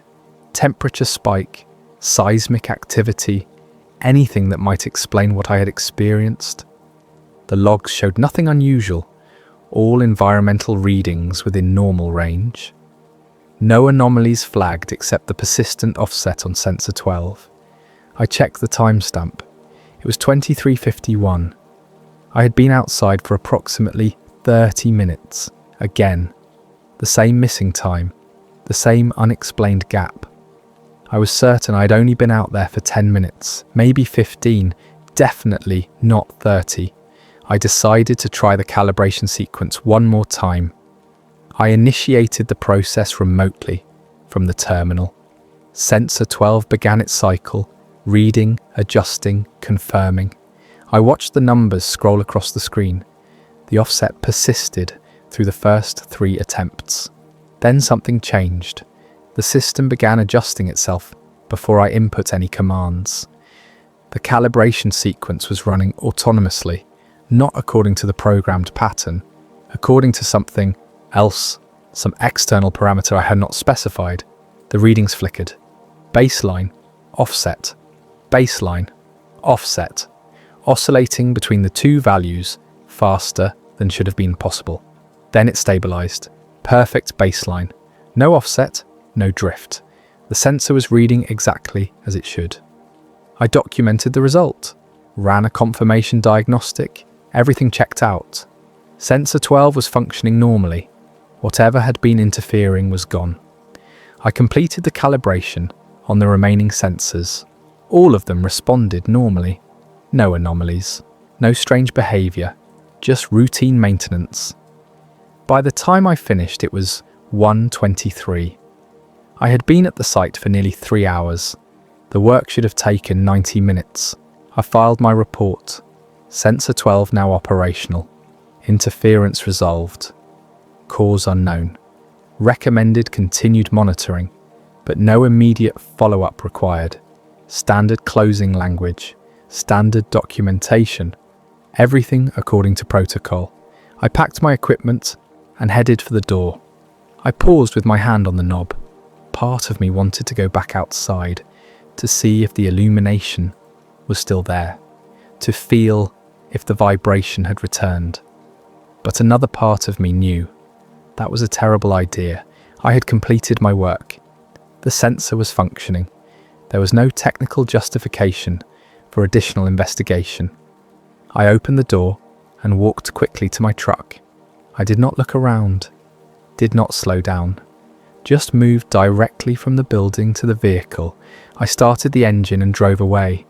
I checked the rearview mirror once. The station was dark, normal, nothing unusual visible, but I could still feel the vibration in my chest. Hours later, miles away, that subsonic pressure still resonating in my bones. Chapter 6. The shape that refuses focus. I did not return to that site for 2 weeks. The company rotated me to different facilities, different routes. I welcomed the change.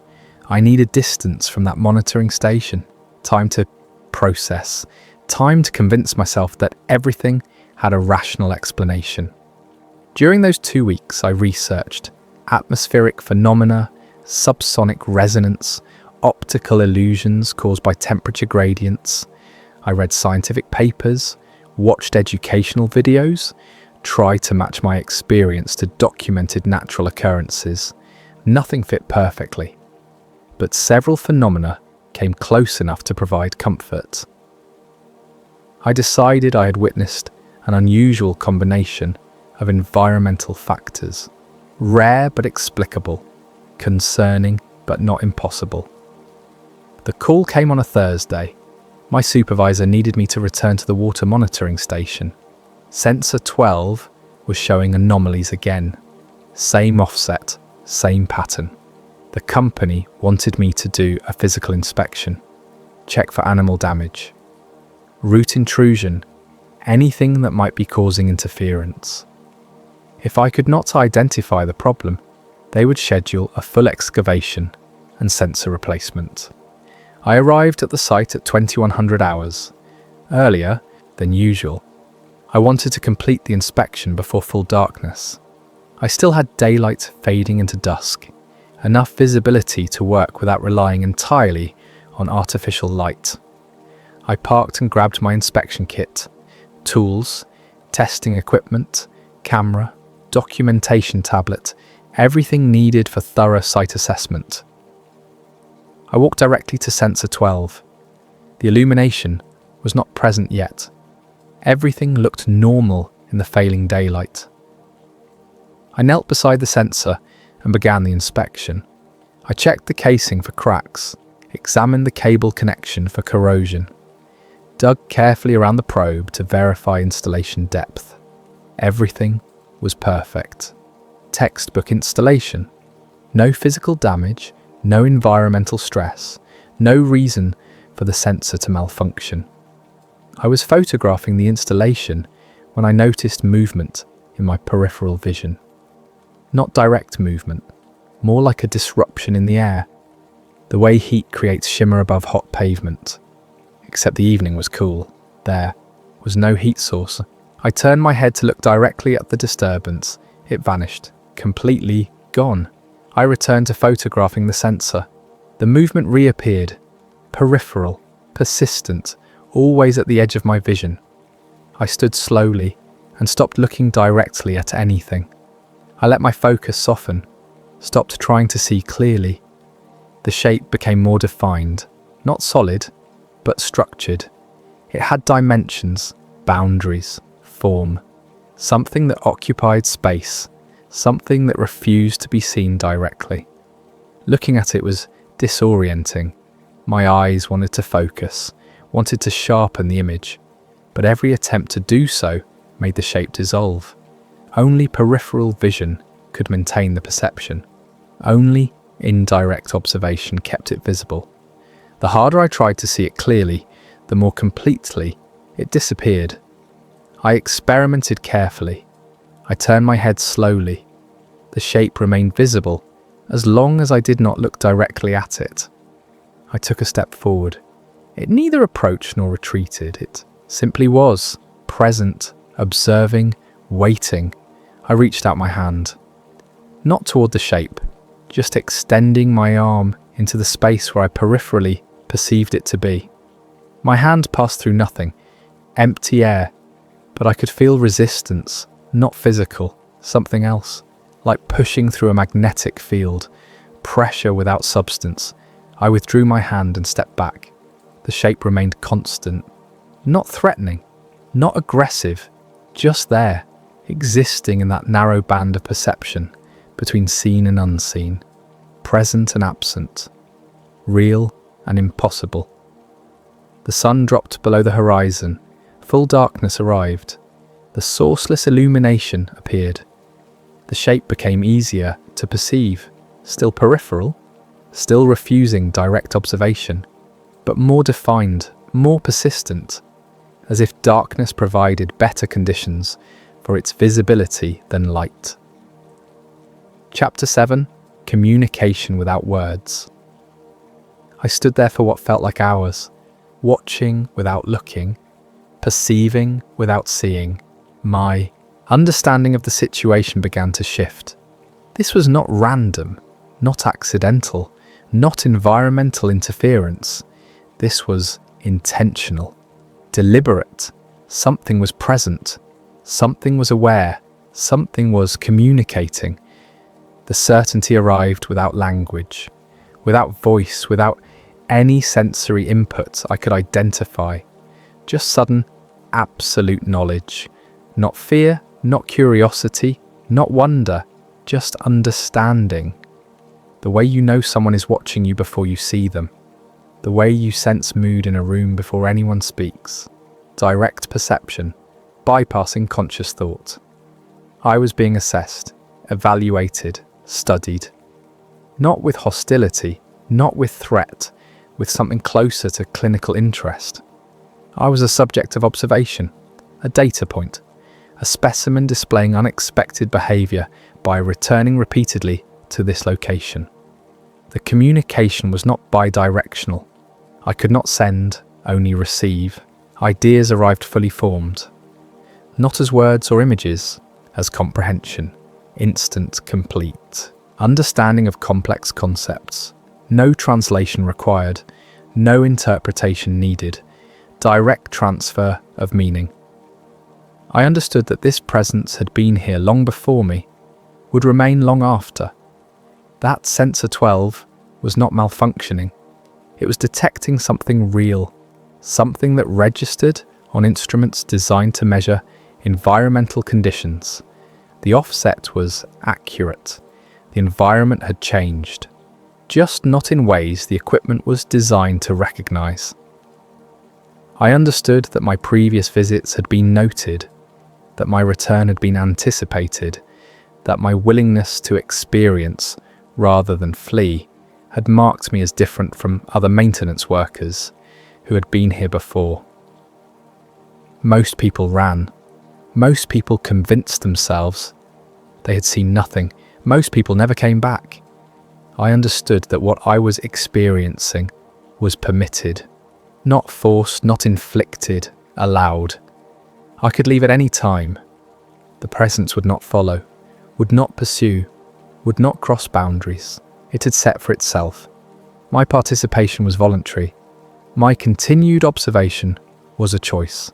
The certainty was overwhelming. Not through intensity, through clarity. There was no room for doubt, no space for alternative interpretation. Just pure, undiluted knowing. The same way you know your own name. The same way you know which direction is up. Foundational reality that requires no proof because it exists prior to questioning. I stood there receiving this wordless communication until it stopped. The flow of understanding simply ended, like a faucet turning off. The connection severed cleanly. I was alone again in my own thoughts, my own uncertainty, my own desperate need to make sense of impossible experience. The illumination remained. The shape remained visible in peripheral view. But the communication had concluded. Whatever assessment was being conducted had reached a natural pause. I was dismissed, not rudely, not abruptly, simply released from observation. I walked back to the building. I did not run, did not rush, just walked at normal pace. The presence did not follow, did not react. I crossed the threshold, and the illumination vanished as before.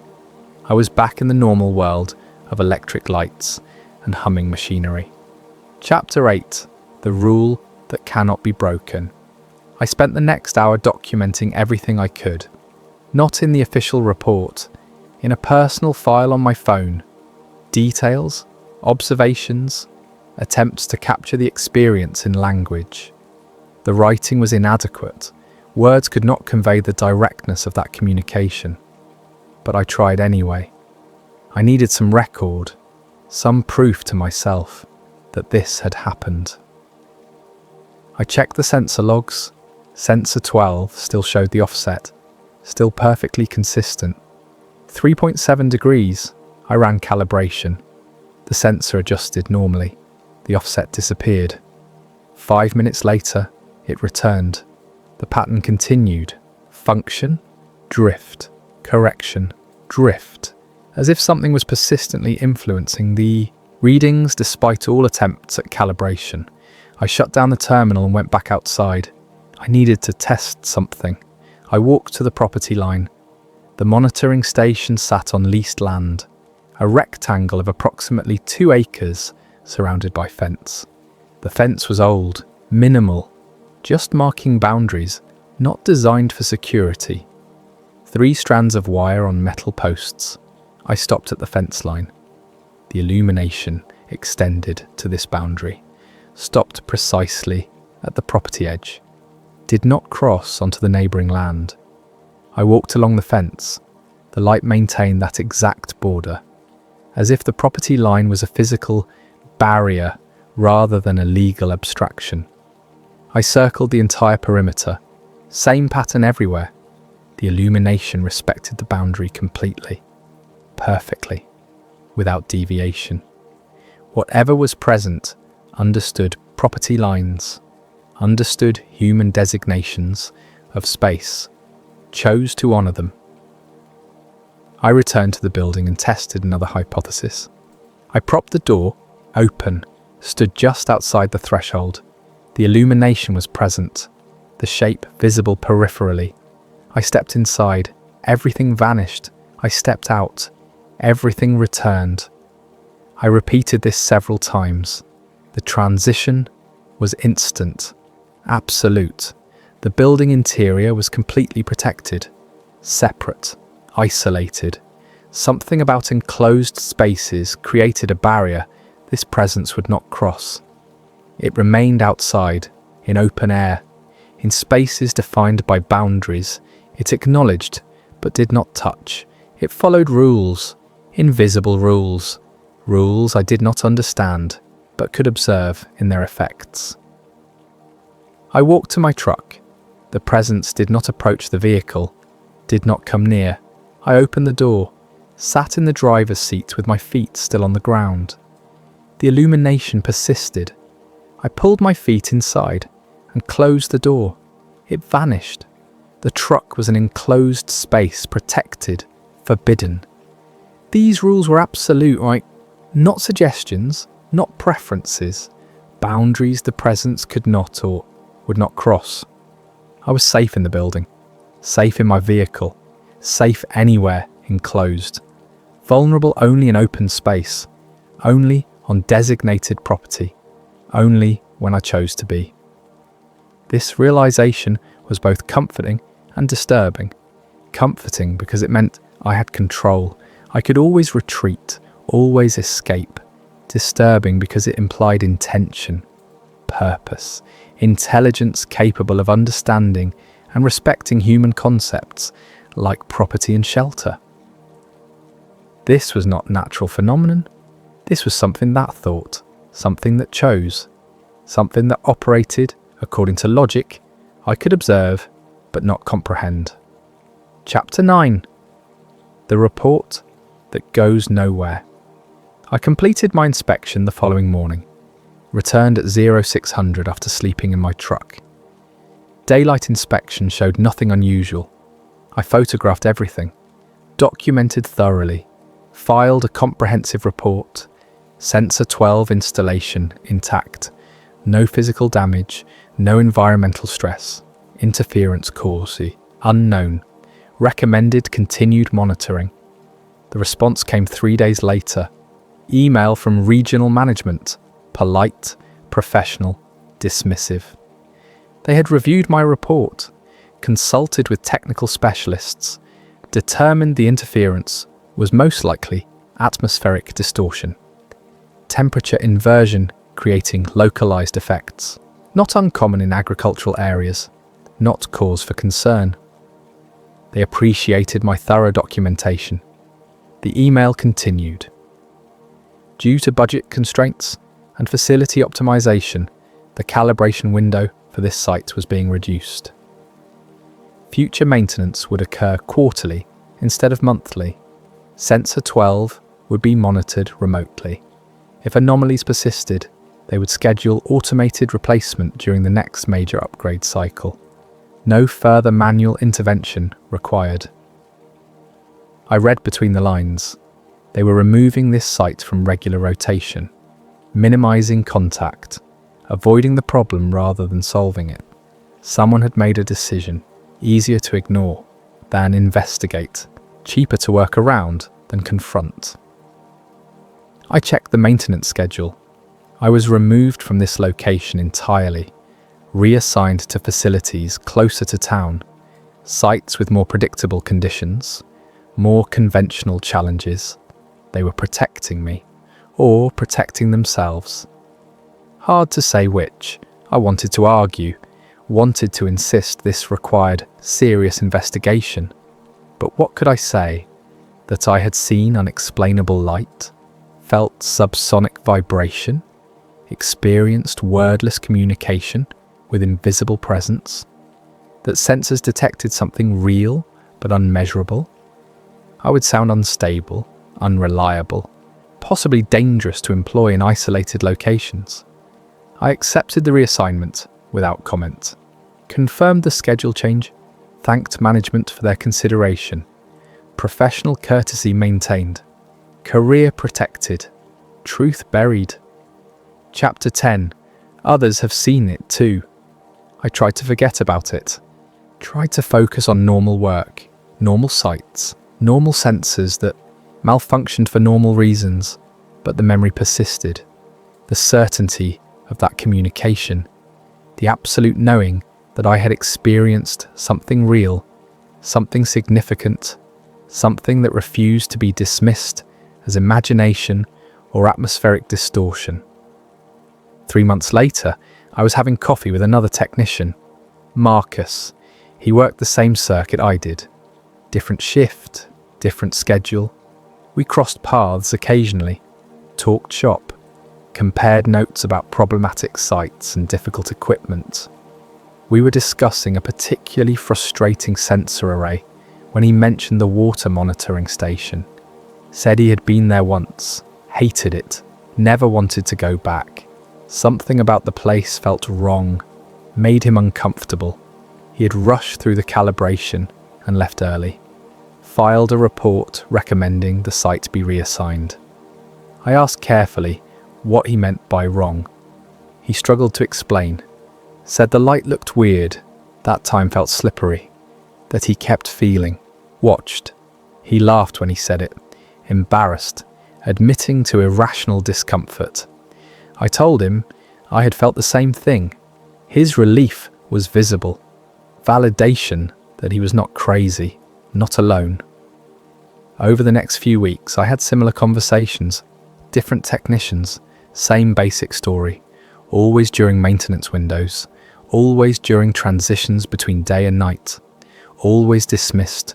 Always reassigned. The company knew. Had to know. Too many reports. Too many requests for site removal. Too many people experiencing the same unexplainable discomfort. The pattern was impossible to ignore. This was not isolated incident, not personal psychological episode, not equipment malfunction. This was consistent, repeatable, documented. Something was at that location. Multiple people had encountered it. Everyone who stayed long enough. Everyone who paid attention. Everyone who did not immediately flee. I started collecting stories, not officially, just listening, remembering, noting similarities, the light without source, the subsonic pressure, the sense of being observed, the missing time, the rules about boundaries and enclosures. Every account matched, details varied, core experience remained identical. One technician mentioned seeing shapes in peripheral vision. Another described feeling certainty without explanation. A third talked about sensors detecting environmental changes that made no physical sense. Everyone described the same phenomenon using different words. Everyone had been dismissed. Everyone had stopped talking about it. We formed an informal network. People who had been there, people who knew. We did not discuss it openly, did not create records, just quiet acknowledgements when we crossed paths. A knowing look, a brief conversation, validation that we were not alone in what we had experienced. The company continued to minimize contact with that site. Calibration windows became less frequent. Remote monitoring increased, automated systems replaced. Manual inspection. The location was being phased out. Not closed, not investigated, just slowly, quietly removed from active rotation. Epilogue. Why it only appears during calibration. It took me another year to understand why. Why calibration specifically?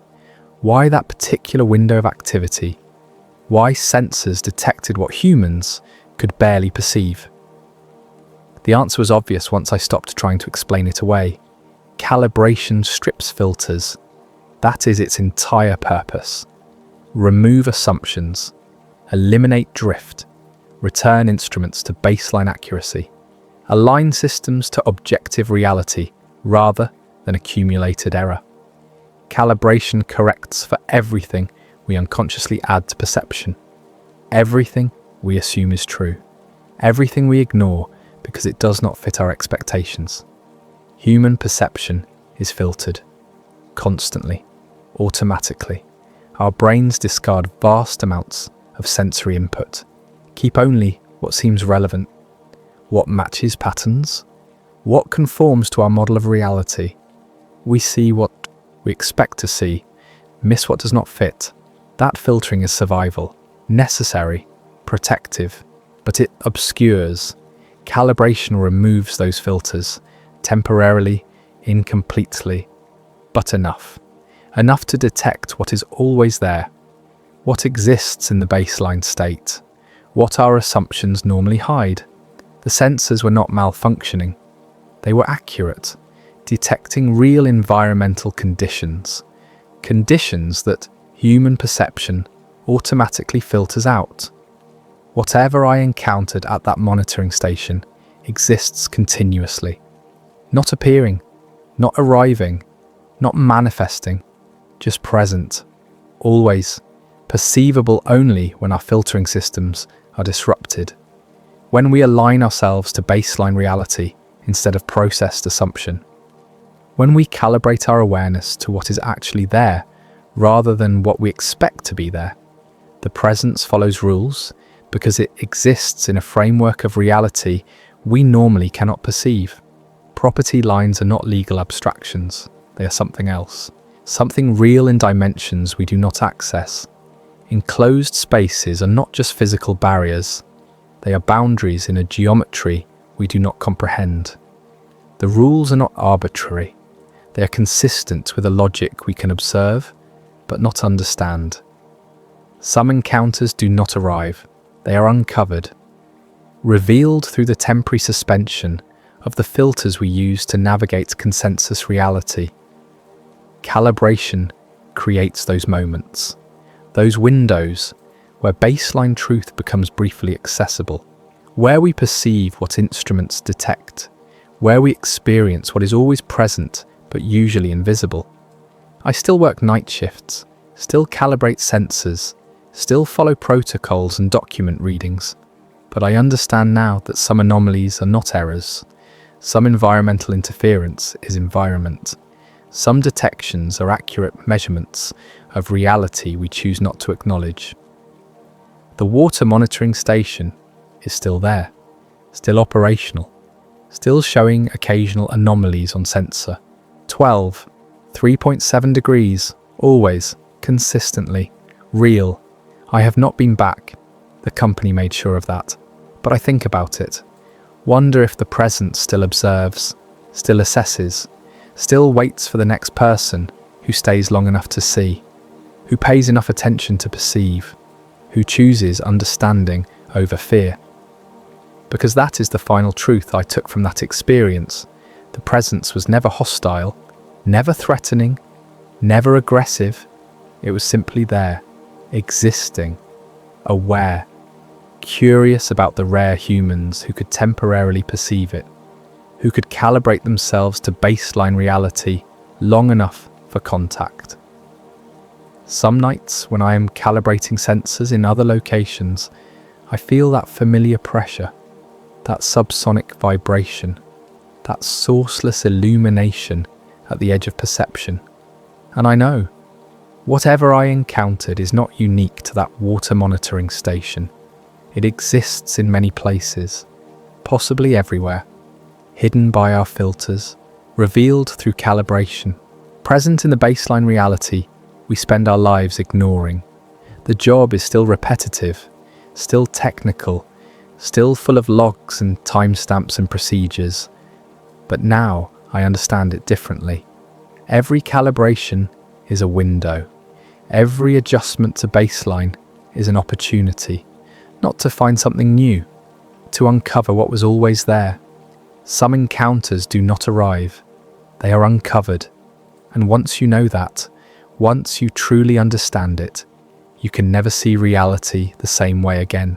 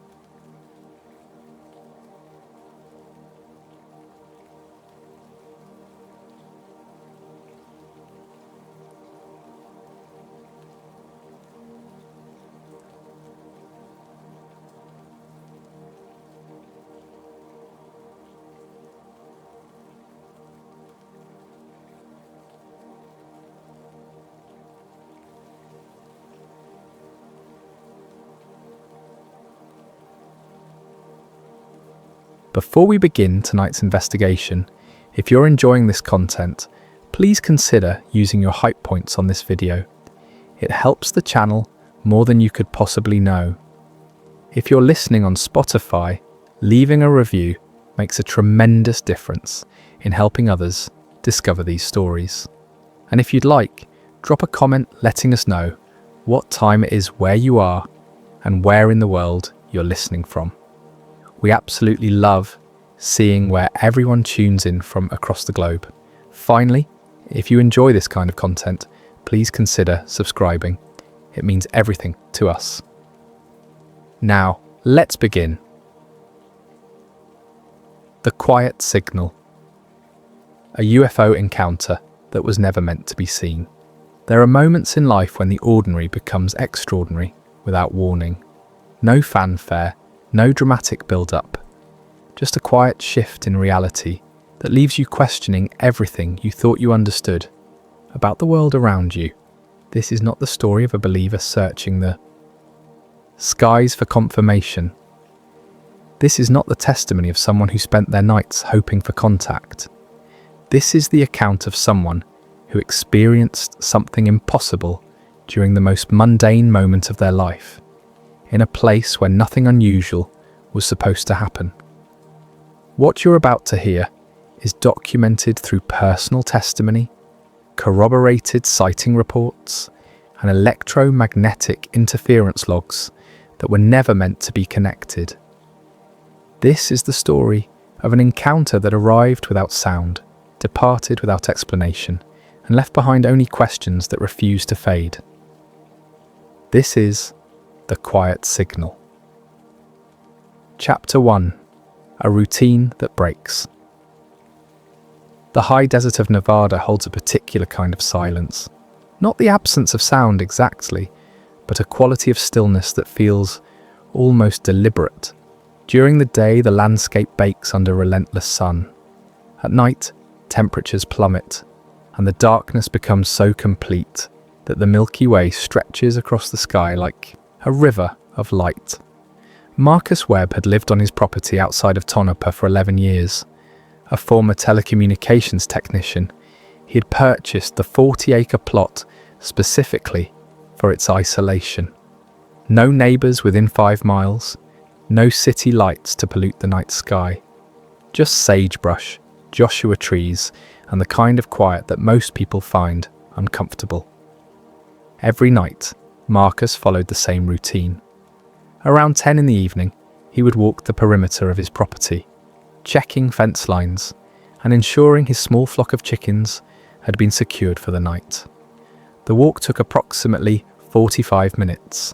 He knew every rock, every dip in the terrain, every angle of the landscape by heart.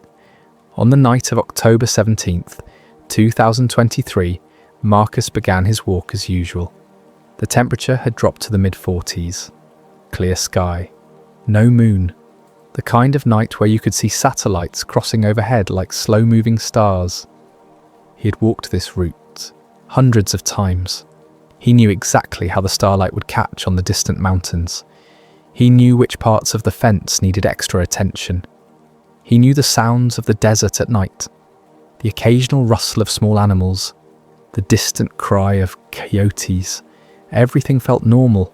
The stars were visible in their usual configurations. Orion rising in the east, the Big Dipper hanging low in the north. Marcus wasn't an astronomy enthusiast, but he knew the sky well enough to notice if something was out of place. He was approximately 20 minutes into his walk when the first change occurred. It was subtle, so subtle that he almost didn't register it. The ambient sound of the desert, the faint whisper of wind through sage, the distant insect chirps, all of it stopped. Not gradually, instantly. Marcus paused mid-step, suddenly aware of the absolute silence surrounding him. He had experienced quiet nights before, but this was different. This was the kind of silence that felt heavy, oppressive, like the air itself had thickened. He stood motionless, listening. Nothing. Then he noticed the second anomaly. The wind had stopped completely, not died down, stopped. The sagebrush around him stood perfectly still. In 11 years on this property, Marcus had never experienced a night with zero air movement. There was always some breeze, however faint, moving across the open desert. He felt a pressure building in his ears, similar to the sensation of rapid altitude change. His pulse quickened slightly, though he couldn't identify why. Nothing visible had changed. The stars remained steady overhead. The landscape looked exactly as it should. But something fundamental had shifted in the environment around him. Marcus continued walking, telling himself he was being irrational. Probably a pressure system moving in. Unusual atmospheric conditions, nothing more. He made it another 100 yards before he saw the light. Chapter 2. The First Anomaly. The tar light appeared without warning in the southern sky, roughly 30 degrees above the horizon. It was not bright, not dramatic. In fact, Marcus almost missed it entirely because it resembled a star at first glance. But stars don't appear suddenly. They're either visible or they're not. This light had materialized in a portion of sky that had been empty moments before. Marcus stopped walking and focused on the light. It remained stationary, perfectly still. No blinking, no movement, just a steady, pale amber glow that seemed slightly larger than Venus at its brightest.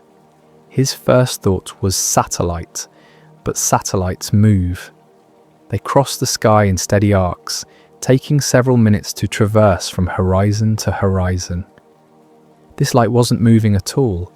His second thought was aircraft, but there was no sound, no engine noise, no navigation lights. Commercial flights often passed over this region, en route between Las Vegas and points north. He was familiar with how they looked. This wasn't that. Could be a drone, he reasoned. Some kind of high-altitude surveillance platform. The military operated out of several installations in Nevada. Unmanned vehicles were common in the area, but drones made noise. Even at significant altitude, you could hear them, and they typically displayed some kind of lighting pattern to maintain FAA compliance. This light was completely silent.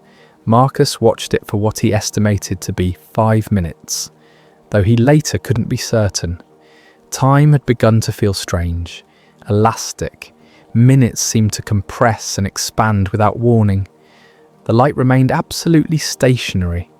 Then it moved. Not in the way aircraft move, with smooth transitions and predictable trajectories. This movement was instantaneous. The light was in one position, and then, without travelling the distance between, it was in another position, approximately 10 degrees to the east. No acceleration, no blur, just immediate relocation. Marcus felt his stomach, his tighten. Whatever he was looking at, it wasn't operating under normal physics. Objects don't teleport. They move through space in continuous motion. He considered going back to the house, getting his binoculars, maybe his camera, but something stopped him. A strange reluctance to take his eyes off the light, as if looking away might cause him to lose track of it entirely. The pressure in his ears increased. His hands felt cold despite the gloves he was wearing. The light remained in its new position for several more minutes. Then Marcus made a decision that he would later struggle to explain. He started walking directly toward it. Chapter 3. The Light Responds. Marcus moved south across his property, keeping his eyes fixed on the light. The terrain sloped gently downward, leading toward a dry creek bed that marked the southern boundary of his land. As he walked, the light remained stationary. Then, when he was approximately 50 yards from his starting position, it moved again. Same instantaneous relocation. This time shifting back to the west, maintaining roughly the same distance from his position. Marcus stopped. The light stopped. He took several steps to the left. The light adjusted its position, a subtle shift that seemed to compensate for his movement. It was tracking him. Not aggressively, not in a threatening manner, but deliberately, as if maintaining a specific distance and angle relative to his position. Marcus stood completely still, his mind racing through possibilities. Sophisticated drone, military surveillance, some kind of experimental aircraft using technology he wasn't aware of? None of those explanations felt adequate. He raised his right hand slowly, extending it toward the light. Nothing happened for several seconds. Then the light pulsed once, a brief intensification of its luminosity, lasting perhaps half a second. Marcus lowered his hand. The light returned to its steady glow. He raised his hand again. Another pulse, same duration, same intensity. It was responding to him. Marcus felt a wave of disorientation wash over him. This wasn't random. This wasn't coincidence. Whatever was generating that light was aware of his presence and was reacting to his actions. He began to feel something else. Not fear exactly. More like profound confusion, mixed with a strange sense of anticipation. As if some part of his mind recognized what was happening, even though his conscious thoughts couldn't process it. Time continued to behave strangely. He had no idea how long he had been standing there. It could have been minutes or hours. The normal reference points he used to track time, the gradual movement of stars across the sky, the cooling of the night air, all seemed unreliable. Then he noticed the second object. Chapter 4. The Second Layer. At first, Marcus thought his eyes were playing tricks on him. A dark spot in the sky slightly north of the light, but it wasn't moving. And it wasn't like looking at empty space. He had spent years looking at the night sky. He knew what darkness looked like between stars. This was different. This was an absence, a void, a region where stars that should have been visible simply weren't. As his eyes adjusted, the shape became more defined. It was massive, roughly triangular, or perhaps diamond-shaped. Difficult to determine exact geometry because it was only visible in silhouette, blocking the stars behind it. The object was completely dark. No lights, no surface features visible, just a black mass suspended in the sky. Marcus estimated it to be at least the size of a football field, though without knowing its exact altitude, accurate size calculation was impossible. The amber light he had been watching was positioned at what appeared to be the forward point of this dark mass, not attached exactly, more like hovering several hundred feet in front of it. The light wasn't the object, it was a marker, a reference point, something to draw attention while the actual craft remained nearly invisible against the night sky. Marcus felt his heart rate accelerate. This wasn't a drone. This wasn't any kind of conventional aircraft. This was something else entirely. The dark mass remained perfectly still. No sound, no visible propulsion, no heat shimmer or distortion of the stars around it. He tried to estimate altitude.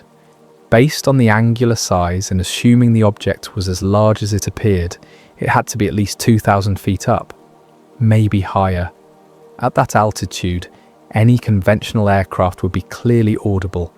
Helicopters, planes, jets, they all generated significant noise that carried for miles across open desert. This made no sound at all. Marcus became aware of a new sensation, a feeling of weight pressing down on him. Not physical pressure, but something else, a presence, the distinct impression that he was being observed with the same intensity he was observing the object. His thoughts began to feel strange, fragmented.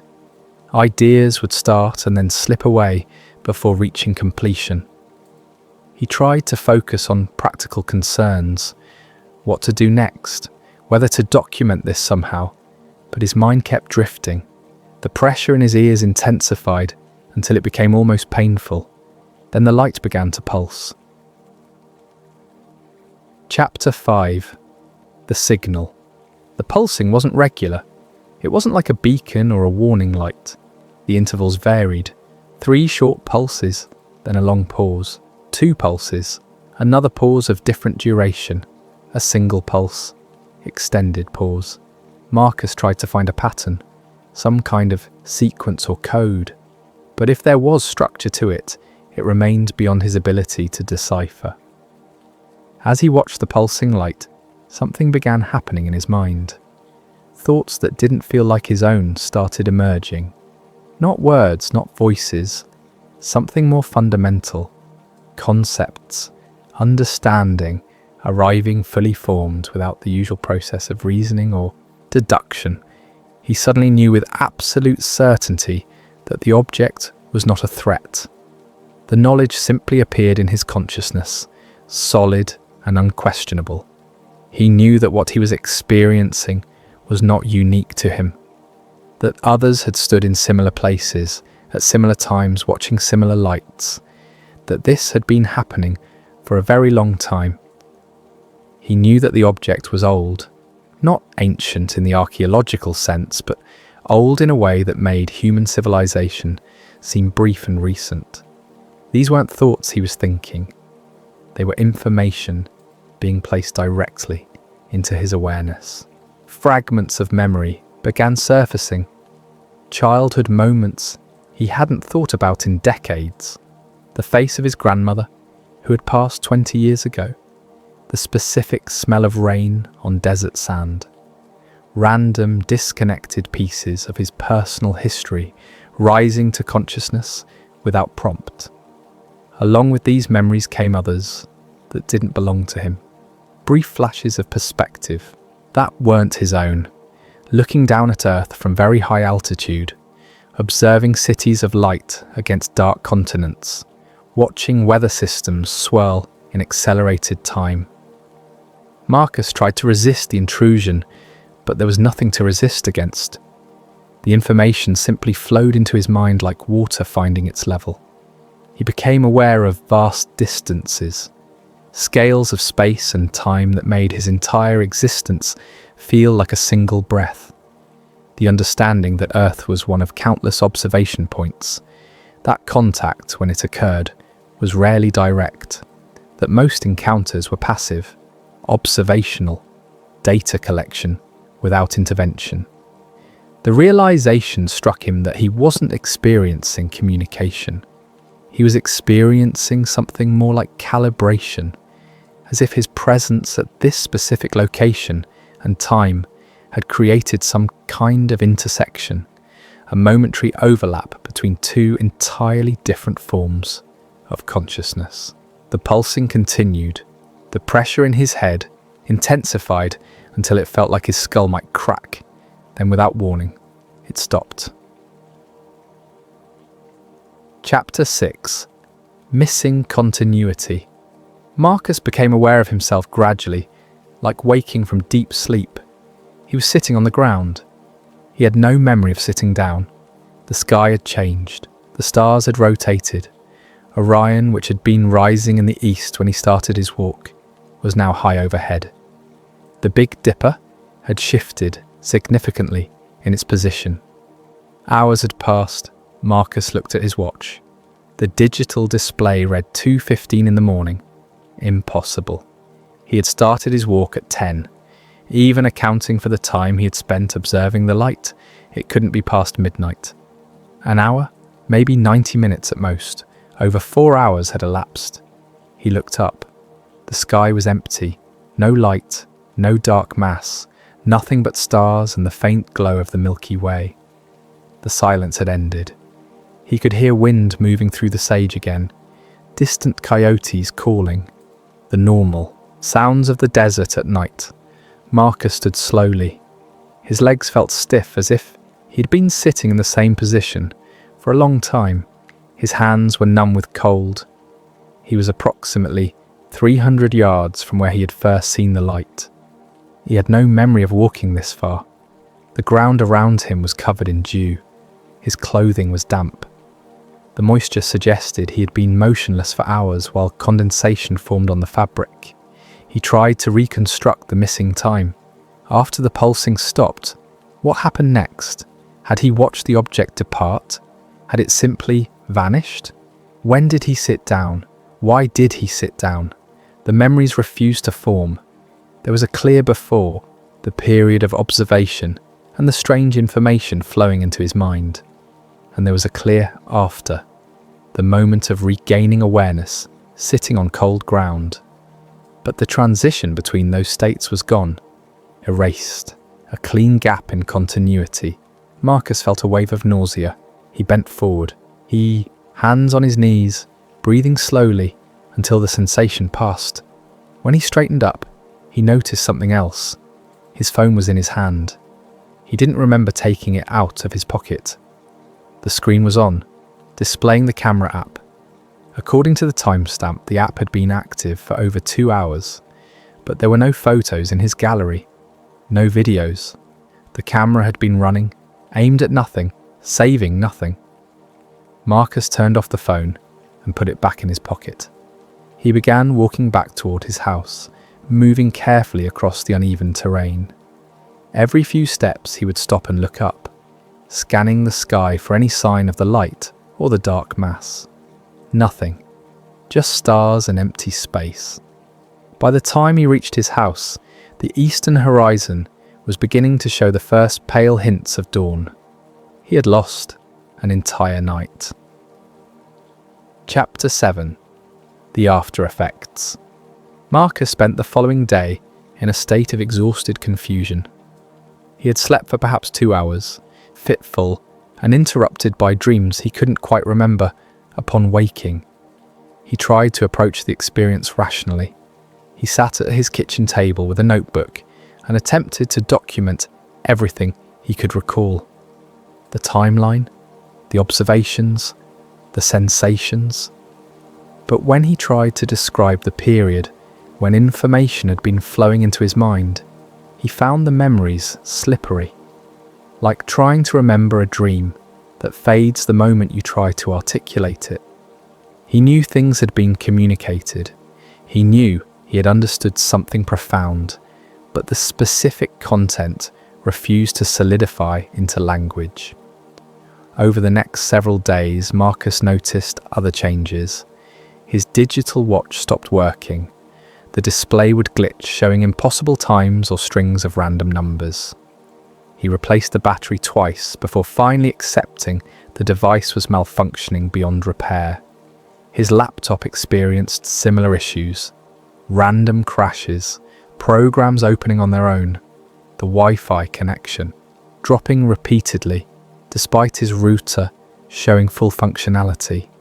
The problems were brief, lasting only about a week before electronic devices began functioning normally again. But during that period, technology seemed unreliable in ways that defied simple explanation. His sleep became irregular. Not insomnia exactly, but a disruption of his normal patterns. He would feel exhausted at odd hours, wide awake when he should have been tired. His circadian rhythm had been knocked off balance. Certain sounds began causing strong reactions. The hum of electrical transformers, the specific frequency of wind moving across power lines, high-pitched tones at the edge of hearing. These sounds would trigger brief moments of vertigo and the sensation of being watched. Marcus told no one about the encounter, not because he feared ridicule. He had lived long enough to be indifferent to others' opinions, but because discussing it felt wrong somehow, like talking about it would diminish the experience or invite attention he didn't want. There was also the matter of what he would say. How do you describe missing time? How do you explain knowledge that appeared in your mind without source? How do you convey the certainty that you were observed by something utterly foreign to human experience? He continued his nightly walks, following the same route. Part of him hoped for a repeat encounter. Part of him dreaded it. The sky remained normal. Stars, satellites, occasional aircraft with their blinking navigation lights. Nothing unusual appeared, but the sense remained that something unfinished had occurred, as if the encounter on October 17th had been an introduction, not a conclusion. 3 weeks passed before Marcus discovered he wasn't alone in what he had experienced. Chapter 8. Subtle Confirmations. Marcus made the discovery by accident. He had driven into Tonopah for supplies, stopping at the small general store that served the rural community. While waiting in line, he overheard two local ranchers talking. One was describing interference with his radio equipment. Multiple nights over the past month, strange patterns of static that would last for hours and then suddenly stop. The other mentioned his wife had seen unusual lights south of their property. Wouldn't talk much about it. Seemed disturbed by the experience. Marcus didn't interrupt the conversation, but afterward, he began paying attention to local talk with new interest. A comment from a gas station attendant about her dog refusing to go outside for 3 nights straight, just standing at the door and whining. A mention in the local weekly newspaper about residents reporting power fluctuations and electronic interference during the second week of October. A post on a regional online forum describing a large dark shape blocking stars observed from a location 30 miles west of Tonopah. None of the accounts were detailed. None explicitly described the same event Marcus had experienced. But there were consistent elements. Silence during the encounters, a sense of time distortion, electronic interference in the days following, and notably, a reluctance to discuss the experiences in detail. Marcus began researching historical reports from the area. Tonopah had a long association with military testing and unusual aerial phenomena. The region had been used for classified aircraft development for decades, but the sightings he was finding didn't match standard explanations of experimental aircraft. The descriptions were too consistent across too many years. Lights that responded to observers, objects that moved in physically impossible ways, encounters that left witnesses confused rather than frightened. He found a reference to a Department of Energy report from 1998 documenting unexplained electromagnetic interference at a monitoring station approximately 40 miles from his property. The interference occurred in irregular patterns over a 3-month period and then ceased completely. No cause was ever determined. He found testimony from a former air traffic controller describing radar contacts that would appear and disappear without explanation. Objects that would accelerate beyond the capability of any known aircraft. The controller had filed reports. Nothing had come of them. He found a letter to the editor in a 1976 issue of the local paper, written by a resident describing an encounter nearly identical to what Marcus had experienced. The letter writer described missing time, electronic disturbances, and a profound sense that they had been observed by something non-human. The accumulated evidence suggested a pattern of activity stretching back decades. Periodic encounters, passive observation, minimal interaction, no hostility, no obvious purpose. Marcus realized he was part of something ongoing. Whatever had observed him on October 17th had been observing this region for a very long time. The question wasn't whether the encounters were real, the question was what they meant. Chapter 9. Reframing the encounter. Marcus spent considerable time thinking about frameworks, ways to understand what had happened to him. The popular conception of alien contact involved communication, messages, warning about nuclear weapons or environmental destruction, offers of technology or spiritual enlightenment, dramatic interaction with clear purpose. His experience had been nothing like that. There had been no message, no warning, no attempt at meaningful exchange. Just observation, the collection of data, a momentary intersection between two forms of awareness that operated on completely different scales. He began thinking about his own experience observing wildlife. How many times had he watched birds or rabbits on his property without any desire to interact? He was simply noting their presence, their behaviour, their patterns.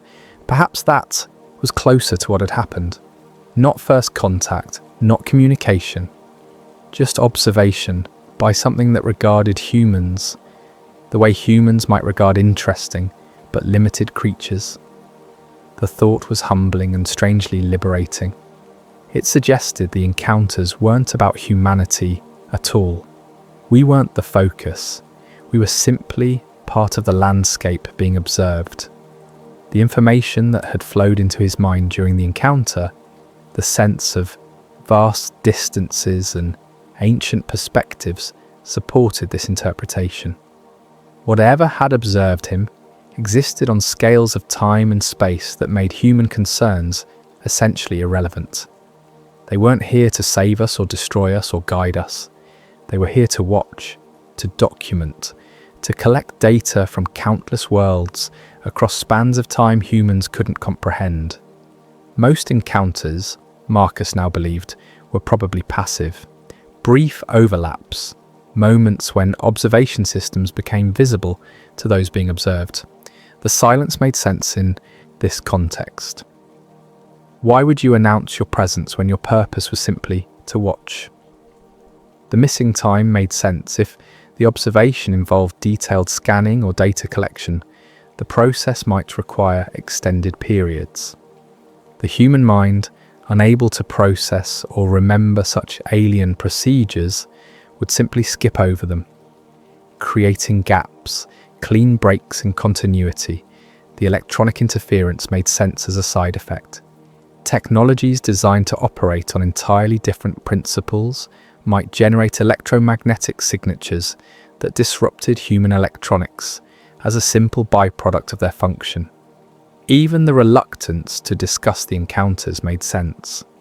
Some part of the human mind recognized these experiences as different from normal reality, set apart, not to be integrated into regular conversation or normal life. Marcus realized he would probably never understand the full purpose of what had happened to him. The gap between human consciousness and whatever intelligence had observed him was too vast, but understanding the purpose wasn't necessary. The encounter had happened. It was real. It had been documented in his memory, in the subtle confirmations he had discovered, in the pattern of similar events stretching across decades. That was enough.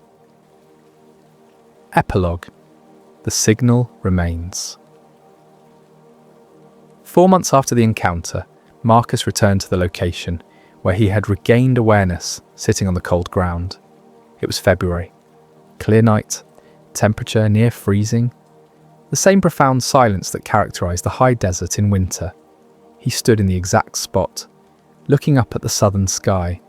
Nothing unusual appeared. The stars moved in their normal patterns. A satellite crossed overhead, following its predictable arc from horizon to horizon. Distant aircraft lights blinked in standard navigation patterns. The sky looked completely ordinary. But as Marcus stood there, he felt something. Not presence, not observation, just a faint recognition. As if the location itself remembered what had happened. He thought about all the people who had stood in similar places, looking up at similar skies, experiencing similar encounters, scattered across the world, across decades, perhaps across centuries, all of them returning to normal life, carrying memories of something that refused to fit into standard explanations. All of them knowing they had experienced something real, while lacking the language or framework to fully describe it. Marcus looked up at the stars for a long time. Then he walked back to his house, following the same path he walked every night. The routine had resumed. Life had returned to normal patterns.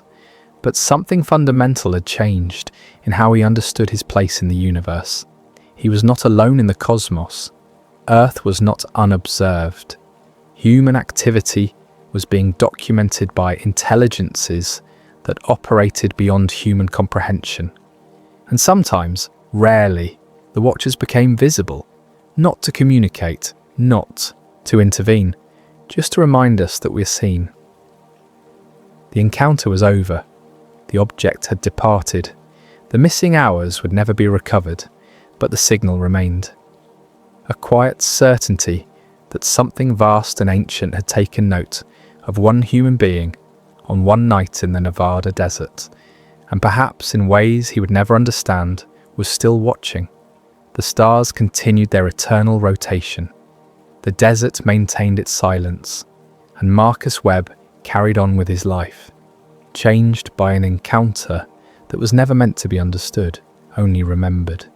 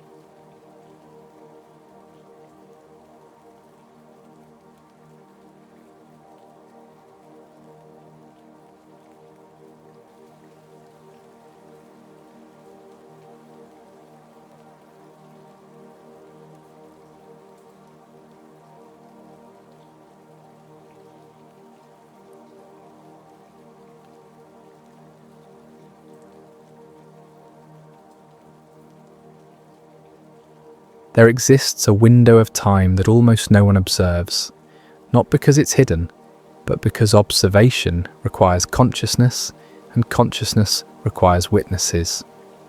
Between 3 and 5 in the morning, cities don't sleep so much as they idle. Traffic lights cycle through their patterns for empty intersections. Security cameras record hallways no one walks. Computer systems run diagnostics that no one monitors in real time. This is when I saw it. Or rather, this is when I noticed something that suggested I had been seeing it all along. My name is Marcus Webb, and for the past 11 years I've worked as a systems coordinator for the Regional Water Treatment Authority. It's not glamorous work. Most people don't think about where their water comes from or how it's managed until something goes catastrophically wrong. My job is to make sure nothing goes catastrophically wrong. I monitor flow rates, chemical balances, pressure differentials across a network of pumping stations, and treatment facilities that serve about 200,000 people. I work the overnight shift, midnight to 8 in the morning, 4 days a week. The pay differential makes it worth the circadian disruption, and honestly, I prefer it. No meetings, no supervisors hovering, just me, 6 monitors, and the quiet hum of systems doing exactly what they're designed to do. The event I'm about to describe didn't announce itself. There were no lights in the sky, no mysterious figures, no equipment failures or power surges. What happened was far more subtle, and in retrospect, far more unsettling. It started with a number that was technically correct, but contextually impossible. Chapter 1. The Anomaly on a Familiar Screen. It was a Tuesday morning in late September. The timestamp read 3:17. I had been monitoring a routine chlorination cycle at Treatment Plant 7, one of our smaller facilities located about 15 miles outside the city proper. The process is automated, but we maintain human oversight because water treatment operates on the principle that redundancy saves lives.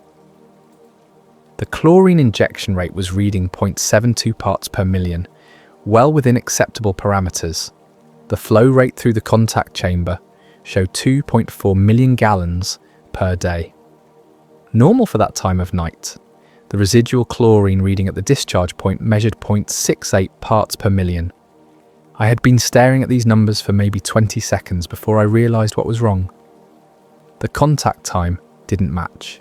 In water treatment, contact time is the duration that water spends in contact with chlorine before it's considered disinfected. It's a function of volume and flow rate. Given the size of Plant 7's contact chamber and the flow rate being reported, the contact time should have been roughly 90 minutes. The system was reporting 93 minutes. 3 minutes isn't much. It wouldn't trigger any alarms.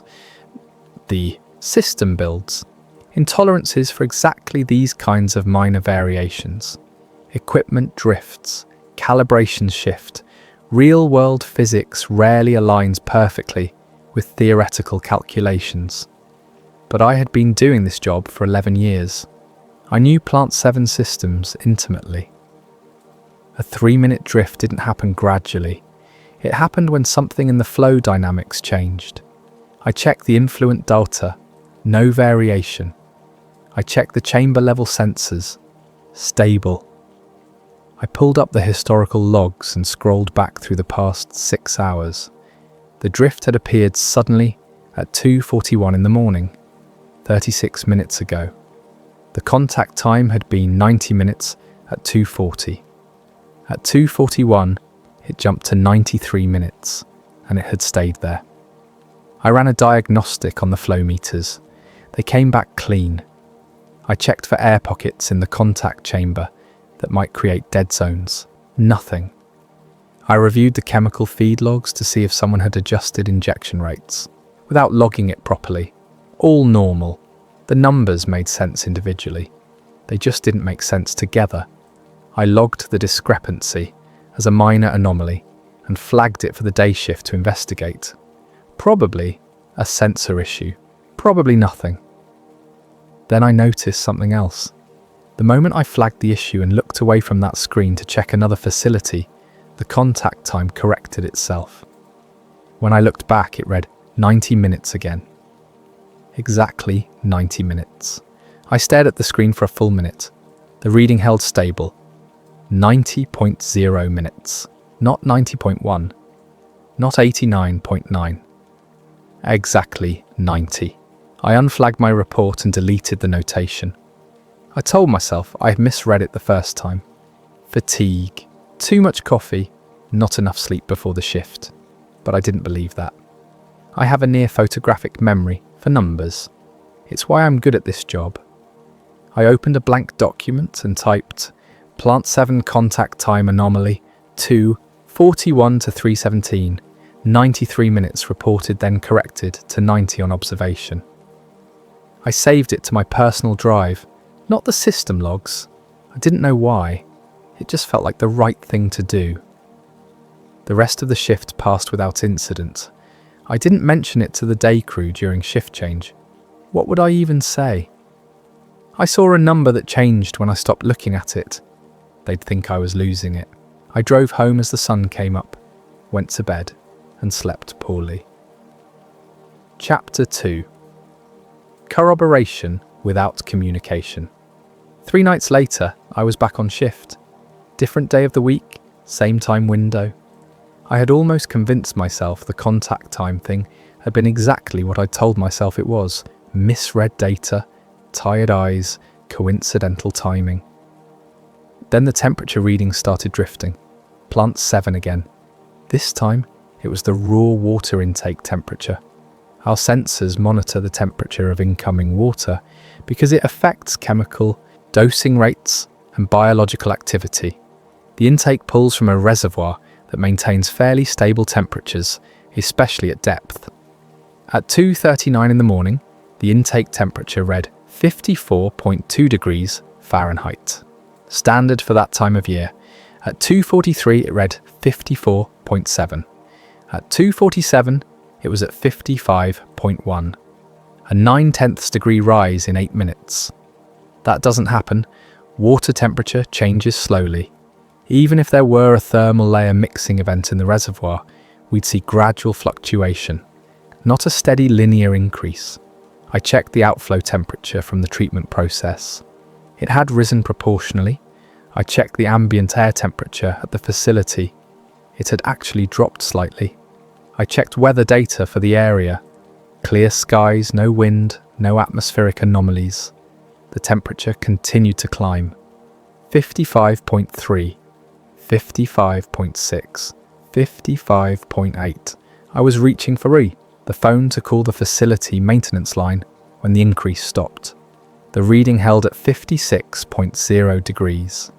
Then over the next 12 minutes, it dropped back to 54.2, exactly where it had started. The rise had been 0.1 degrees per minute. The decline was 0.15 degrees per minute, almost like something was testing the system's response time, or measuring its thermal characteristics. I documented it, personal file again, same instinct as before. Then I did something I probably shouldn't have. I called Raymond Torres. Raymond works the same shift I do, but he monitors electrical grid distribution for the Regional Power Authority. Different agency, different systems, but we occasionally overlap on infrastructure coordination. We'd grabbed coffee a few times. He was solid, rational, not prone to jumping to conclusions. I didn't tell him what I'd seen. I just asked him a hypothetical. Ray, if you saw system behaviour that was technically within parameters, but contextually weird, would you report it? There was a long pause. Then, what kind of weird? The kind where nothing is actually wrong, but the numbers don't tell the story they should. Another pause. You seeing something? Maybe. You? He was quiet for maybe 15 seconds. Then, yeah, Tuesday night. Voltage phase imbalances on a distribution substation. Not enough to trigger alerts, but enough to notice. Came and went over about 40 minutes. I checked everything. Equipment's fine. Load patterns were normal. It just happened. What time, I asked. Started around 2:30, resolved by 3:20. My stomach tightened. Which substation? Station 44. Serves the industrial corridor and the East County area. Plant 7 was in the East County area. Did you report it? I asked. I logged it. Got a response saying they'd review it. Haven't heard anything since. When did you log it? Wednesday morning. You? Same. We were both quiet. Then Raymond said, Marcus, what's going on? I don't know, but I think something is paying attention to infrastructure. Paying attention how?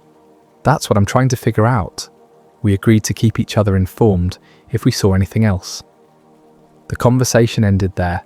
Neither of us wanted to say what we were both thinking. The rest of my shift was quiet. I kept watching Plant 7's data streams, but everything behaved normally. At some point around 5 in the morning, I realised I was hoping for another anomaly. Just to confirm, I wasn't imagining patterns where none existed. Nothing happened. I went home feeling more unsettled than I had after the first incident. Chapter 3. The object that isn't an object. The third occurrence was different. This time I saw something, or rather, I saw the absence of something. It was early October, about 2 weeks after my conversation with Raymond. I had started arriving at work 30 minutes early and staying 30 minutes late, expanding my observation window. I told myself it was due diligence. Really, I was looking for it, whatever it was. At 2:53 in the morning, I stepped outside for air. The operations centre where I work sits on the edge of an industrial park, surrounded by warehouses and light manufacturing facilities. At night, the area is essentially deserted. A few security lights, the occasional truck passing on the frontage road. Nothing else. The sky was clear, new moon, the kind of darkness you don't get in cities. I was looking up, not for any particular reason, just appreciating the stars, when I noticed something odd about the light patterns. There's a cell tower about a quarter mile to the northeast. Red aircraft warning lights blink at the top. I've seen those lights thousands of times. I could time my coffee breaks by their rhythm, but that night the blinks were wrong. Not in timing. They still flashed at the regulation interval. But twice, maybe 3 times, the light appeared to blink behind something. Not a cloud. The sky was clear, not a bird. The interruption was too geometric, too consistent. Something was between me and that tower. Something that didn't reflect light. Something that had depth and dimension, but no visible surface. I stood there for maybe 5 minutes watching. The interruption happened again. The red light blinked, and for just a fraction of a second, it was occluded. Not dimmed, not scattered, blocked. I went back inside and pulled up our site's external security camera feed. We have 4 cameras with overlapping fields of view, covering the parking area and building perimeter.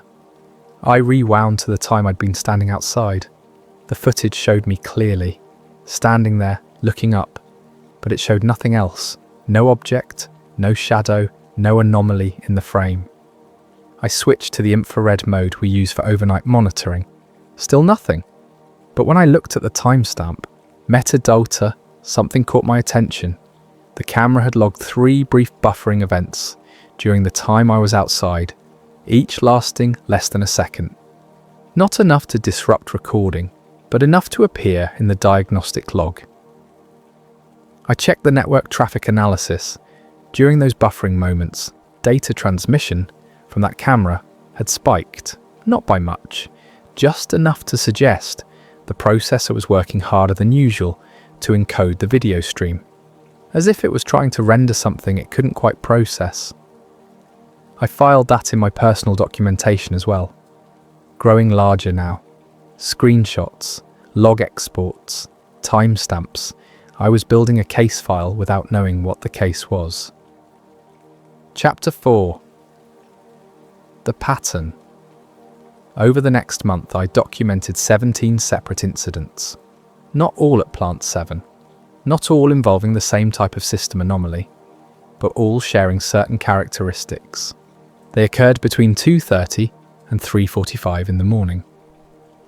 They lasted between 20 and 55 minutes.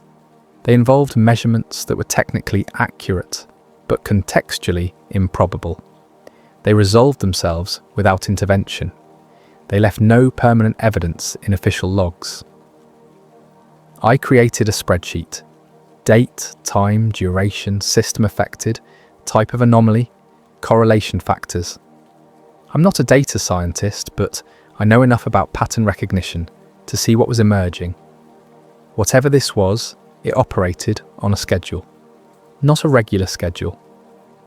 The incidents didn't happen every night or even every week, but when they did happen, they clustered around specific times. Tuesday and Thursday nights were most common. Weekend incidents were rare, but not unheard of. I cross-referenced this against shift schedules, maintenance logs, and operational patterns. Tuesday and Thursday nights were when we ran reduced staffing. Fewer people monitoring systems, more automation, longer gaps between human observation. It was choosing when to appear, based on when it was least likely to be noticed. But it wasn't trying to hide. If it wanted to avoid detection completely, it could have. Our systems aren't monitored with perfect vigilance. There are gaps, blind spots, times when no one is watching at all. Instead, it was operating in a margin, present enough to be detectable if someone was paying attention, quiet enough to be dismissed as instrumental error if they weren't. That suggested something I didn't want to consider. It wanted to be found, but only by someone who was looking carefully. Raymond had continued reporting his observations. Voltage anomalies, frequency drift, momentary load imbalances, always in the same time window, always resolving without cause. He told me his reports were being acknowledged, but never investigated. The responses were polite and professional. "Thank you for your diligence. We'll monitor the situation." And then nothing. I asked him if he thought we were being ignored. "No," he said. "I think we're being managed." That was somehow worse than being ignored. Chapter 5. The Missed Report. In mid-November, I decided to file an official report, not through my normal supervisory chain, but through the Infrastructure Anomaly Reporting System maintained by the State Utilities Commission. It's designed for exactly this kind of thing, unexplained system behaviour that doesn't rise to the level of emergency but warrants documentation. I spent 3 hours writing it. I included timestamps, system logs, correlation analysis, and cross-references to Raymond's electrical grid observations. I didn't speculate about causes. I just presented data. Factual, professional, verifiable. I submitted it on a Monday morning before I went to bed. By Wednesday night, when I came back on shift, I had a response. The email was cordial. It thanked me for my thoroughness. It acknowledged that I had identified some interesting correlations. It noted that periodic anomalies in automated systems are common and generally attributable to sensor drift, environmental factors, or timing coincidences in how multiple systems sample data. The report had been reviewed by appropriate technical staff. No safety issues were identified. No pattern of equipment failure was evident. The anomalies I documented fell within expected operational variance. The case was closed. No follow-up questions, no request for additional data, no interest in the correlation with electrical grid observations. Just noted, reviewed, closed. I read that email 4 times. Then I called Raymond. "Did you file a formal report?" I asked. "Last week." "You?" "Yeah, got a response today." "Let me guess. Thank you for your diligence, case closed?" "Pretty much." "Same here." He paused. "Marcus, I've been thinking about this. Maybe we're making something out of nothing. These systems are complex. Coincidences happen." "You don't believe that?" "No," he admitted. "But I don't know what I do believe. And I'm starting to think maybe that's intentional. What do you mean?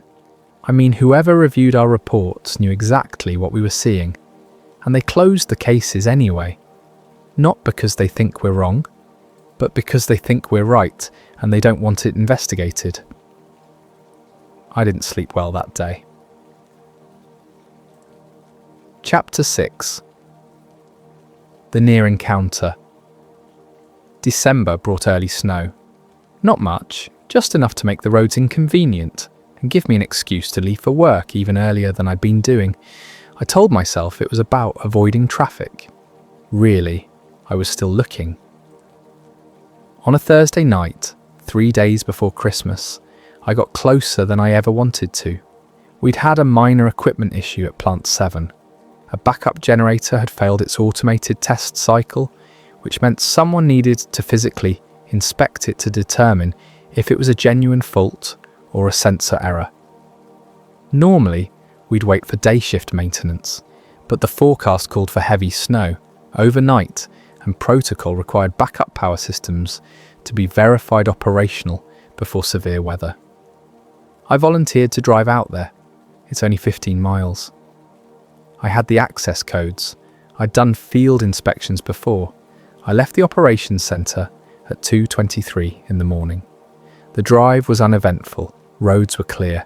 No other vehicles. The snow hadn't started yet, but I could smell it in the air.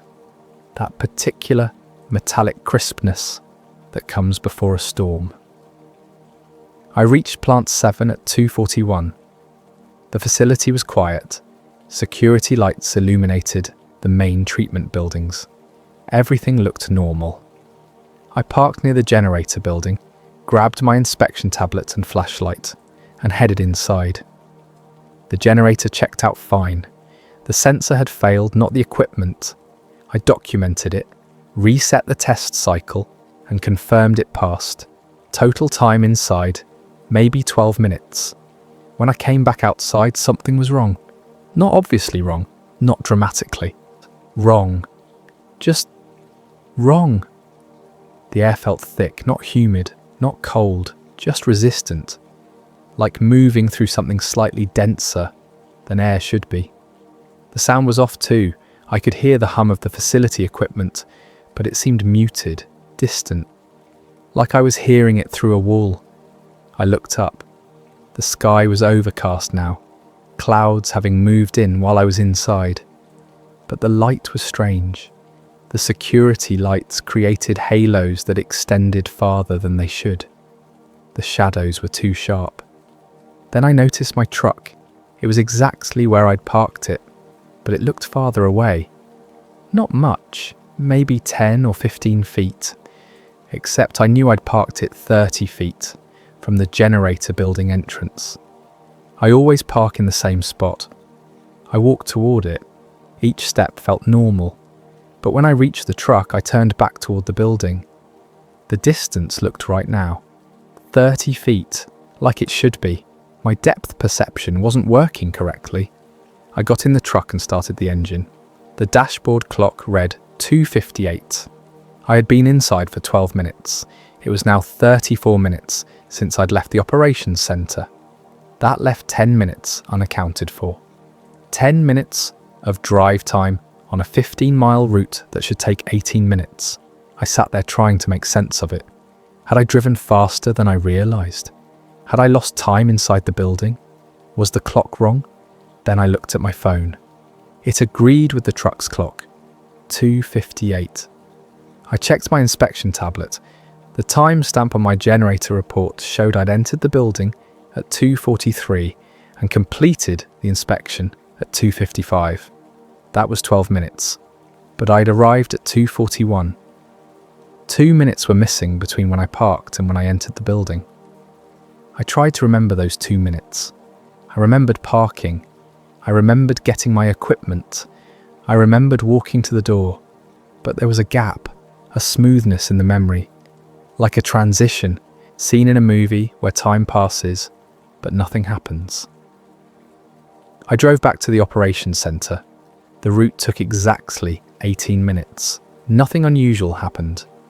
By the time I pulled into the parking lot, I'd almost convinced myself I'd just lost track of time.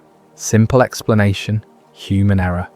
But I couldn't shake the feeling that I had been somewhere else for those 2 minutes. Somewhere that wasn't quite aligned with normal space. Chapter 7. After Effects. No missing time after that. No injuries, no dramatic physical evidence. But things were different. Small things, subtle things. My sense of timing became imprecise. I've always been able to estimate elapsed time accurately. It's a useful skill for my job. But after that night at Plant 7, my internal clock was consistently off. I'd think 5 minutes had passed and it would be 7. I'd estimate 15 minutes and it would be 12. I started having trouble with spatial relationships, not dramatically. I could still drive, still function normally, but occasionally a doorway would seem narrower than I remembered, or a hallway would feel longer. The distortions were brief, momentary, but persistent. I also developed an acute awareness of being watched. Not by people, not by cameras, just watched. The feeling would come on suddenly, usually during the quiet hours at work. I'd be monitoring systems, and the back of my neck would prickle. I'd turn around, nothing there, but the feeling wouldn't go away. I mentioned this to Raymond during one of our coffee meetings. He looked uncomfortable. "Yeah," he said, "I've been feeling that too, like something's paying attention." "Since when?" "About a month, since I filed that report." We didn't talk about it much after that. What could we say? We were both rational people who worked with empirical systems. We dealt in measurements and verifiable data. Feelings of being watched didn't fit into that framework, but the feeling persisted. I also started noticing patterns in my peripheral vision, quick movements that resolved into nothing when I looked directly, shadows that didn't align with light sources, brief distortions in reflective surfaces. None of it was dramatic enough to document. None of it was clear enough to verify. It existed in that margin between perception and imagination. The most disturbing change was the dreams. I don't normally remember my dreams, but starting in January, I began having the same dream repeatedly. I was standing in the parking lot at Plant 7 looking up. The sky was full of stars, but they were wrong, moving in patterns that stars don't move, and I was aware that something enormous was overhead. Not threatening, just present, observing. In the dream I always felt calm, curious, like I was being shown something important that I couldn't quite understand. I'd wake up with no anxiety, no fear, just a profound sense of having missed something obvious. Chapter 8. Independent Confirmation. In late February I found the forum. I wasn't looking for it. I was researching infrastructure monitoring protocols for work and stumbled across a discussion thread on an engineering message board. The topic was about unexplained sensor anomalies in automated systems. Most of the posts were routine troubleshooting, but one thread caught my attention. Someone with the username GridWatch had posted a detailed description of voltage anomalies they'd observed over several months. The pattern was identical to what Raymond had documented. I created an account and messaged them privately. I didn't give details, just asked if they'd noticed any temporal patterns. They responded within an hour. Tuesday and Thursday nights, 2:30 to 4, you too? We ended up talking for 3 hours. GridWatch was a power systems engineer in Oregon, 600 miles from where I was. Different grid, different utility authority, but the same pattern, same time window, same unexplained resolution. Over the next week, I found 4 more people: a wastewater treatment operator in Nevada, a telecom systems analyst in Colorado, a meteorologist in Idaho who'd noticed atmospheric measurement anomalies, an air traffic controller in Montana who tracked brief radar artifacts. All of them had seen something. All of them had reported it through official channels. All of them had been told essentially the same thing. Interesting observations, no safety concern, case closed. None of them knew each other. None of them had connected their observations to anything larger. Until now. We created a private group. We started sharing data, and the pattern became undeniable. Across 5 states, over 18 months, at least 27 people had documented the same phenomenon. System anomalies that were technically valid, but contextually impossible. Always during low observation hours, always resolving without intervention, always occurring in proximity to critical infrastructure. The most chilling discovery was the geographic pattern.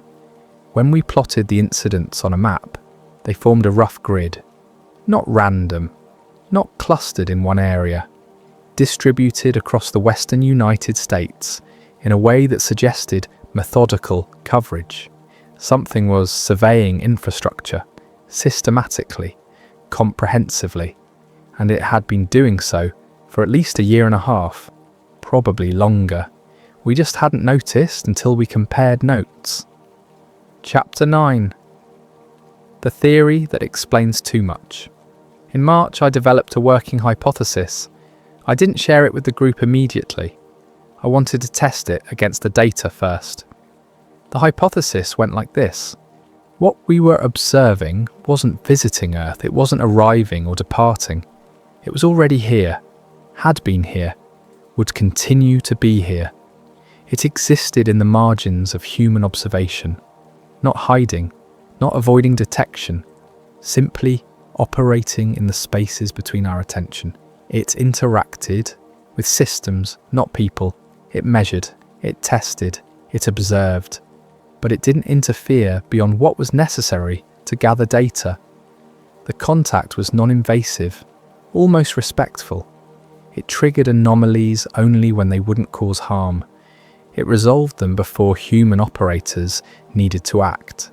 It avoided patterns that would force official acknowledgement. This suggested several disturbing possibilities. First, it understood human systems well enough to know how they were monitored. Second, it had access to operational schedules and staffing patterns. Third, it could predict when anomalies would be dismissed versus investigated. Fourth, it had been doing this long enough to refine its approach. The most unsettling implication was this. The phenomenon wasn't studying our infrastructure to understand our technology. It was studying our infrastructure to understand us, how we organize, how we coordinate, how we respond to anomalies, how we filter information, how we decide what to investigate and what to ignore. It was learning the patterns of human collective behavior by watching how we managed our shared resources. When I finally shared this hypothesis with the group, the response was mixed. Some thought I was overinterpreting. Some thought I wasn't going far enough. But no one could offer a better explanation that fit all the data. The air traffic controller, whose username was Skywatch, raised a question that stuck with me. If it's been here all along, and it's this good at staying in the margins, how many of them are there? And what happens when they're done studying? No one had an answer. Chapter 10. Why it never became a story. You'd think something like this would make headlines. 27 witnesses, documented evidence, multiple jurisdictions, a pattern spanning multiple states. But it didn't. Here's why. No single incident was dramatic. Each anomaly, taken individually, was easily explained. Sensor drift, calibration error, environmental factors, human fatigue. No evidence survived rigorous scrutiny. We had logs and timestamps and correlation analyses, but we didn't have physical proof. No photographs, no video, no material samples. Nothing that couldn't be dismissed as instrumental artifact. No authority denied it strongly enough to raise questions. Our reports were acknowledged, they were reviewed, they were filed. The response was professional, thorough, and completely non-committal. There was nothing to push against, No cover-up to expose, just polite bureaucratic processing. The story died because it was too quiet to fear. It didn't fit the narrative of how contact should happen. No invasion, no communication, no revelation. Just data that didn't quite add up in ways that most people would never notice. I tried talking to a journalist once, met them at a coffee shop, showed them the spreadsheet, the timeline, the geographic distribution. They were interested for about 10 minutes. Then they asked the question that killed it. What do you want people to do with this information? I didn't have an answer because there was nothing to do, no threat to prepare for, no action to take, no demand to make. It was just information about something that was happening, and that wasn't enough. The journalist thanked me for my time and never followed up. Our private group continued documenting incidents. We compared notes, we refined our data, but we stopped trying to convince anyone else. What was the point? We'd learned what we needed to learn. We were being studied, carefully, patiently, by something that had no interest in being known. And the world continued exactly as it had before. Epilogue. Still there. It's late April now. I'm writing this during my shift. 3:32 in the morning. The quiet hours. Plant 7 is running normally. All systems within parameters. Nothing unusual in the logs. But I'm watching, and I know it's there. Not tonight maybe, but soon, Tuesday or Thursday, between 2:30 and 4, something will drift. Some measurement will be technically correct, but contextually impossible. And I'll document it, add it to the file, send it to the group, and nothing will change. The phenomenon is still operating, still measuring, still learning. The incidents haven't stopped. They've just become part of the background, part of what infrastructure does in the hours when no one is watching.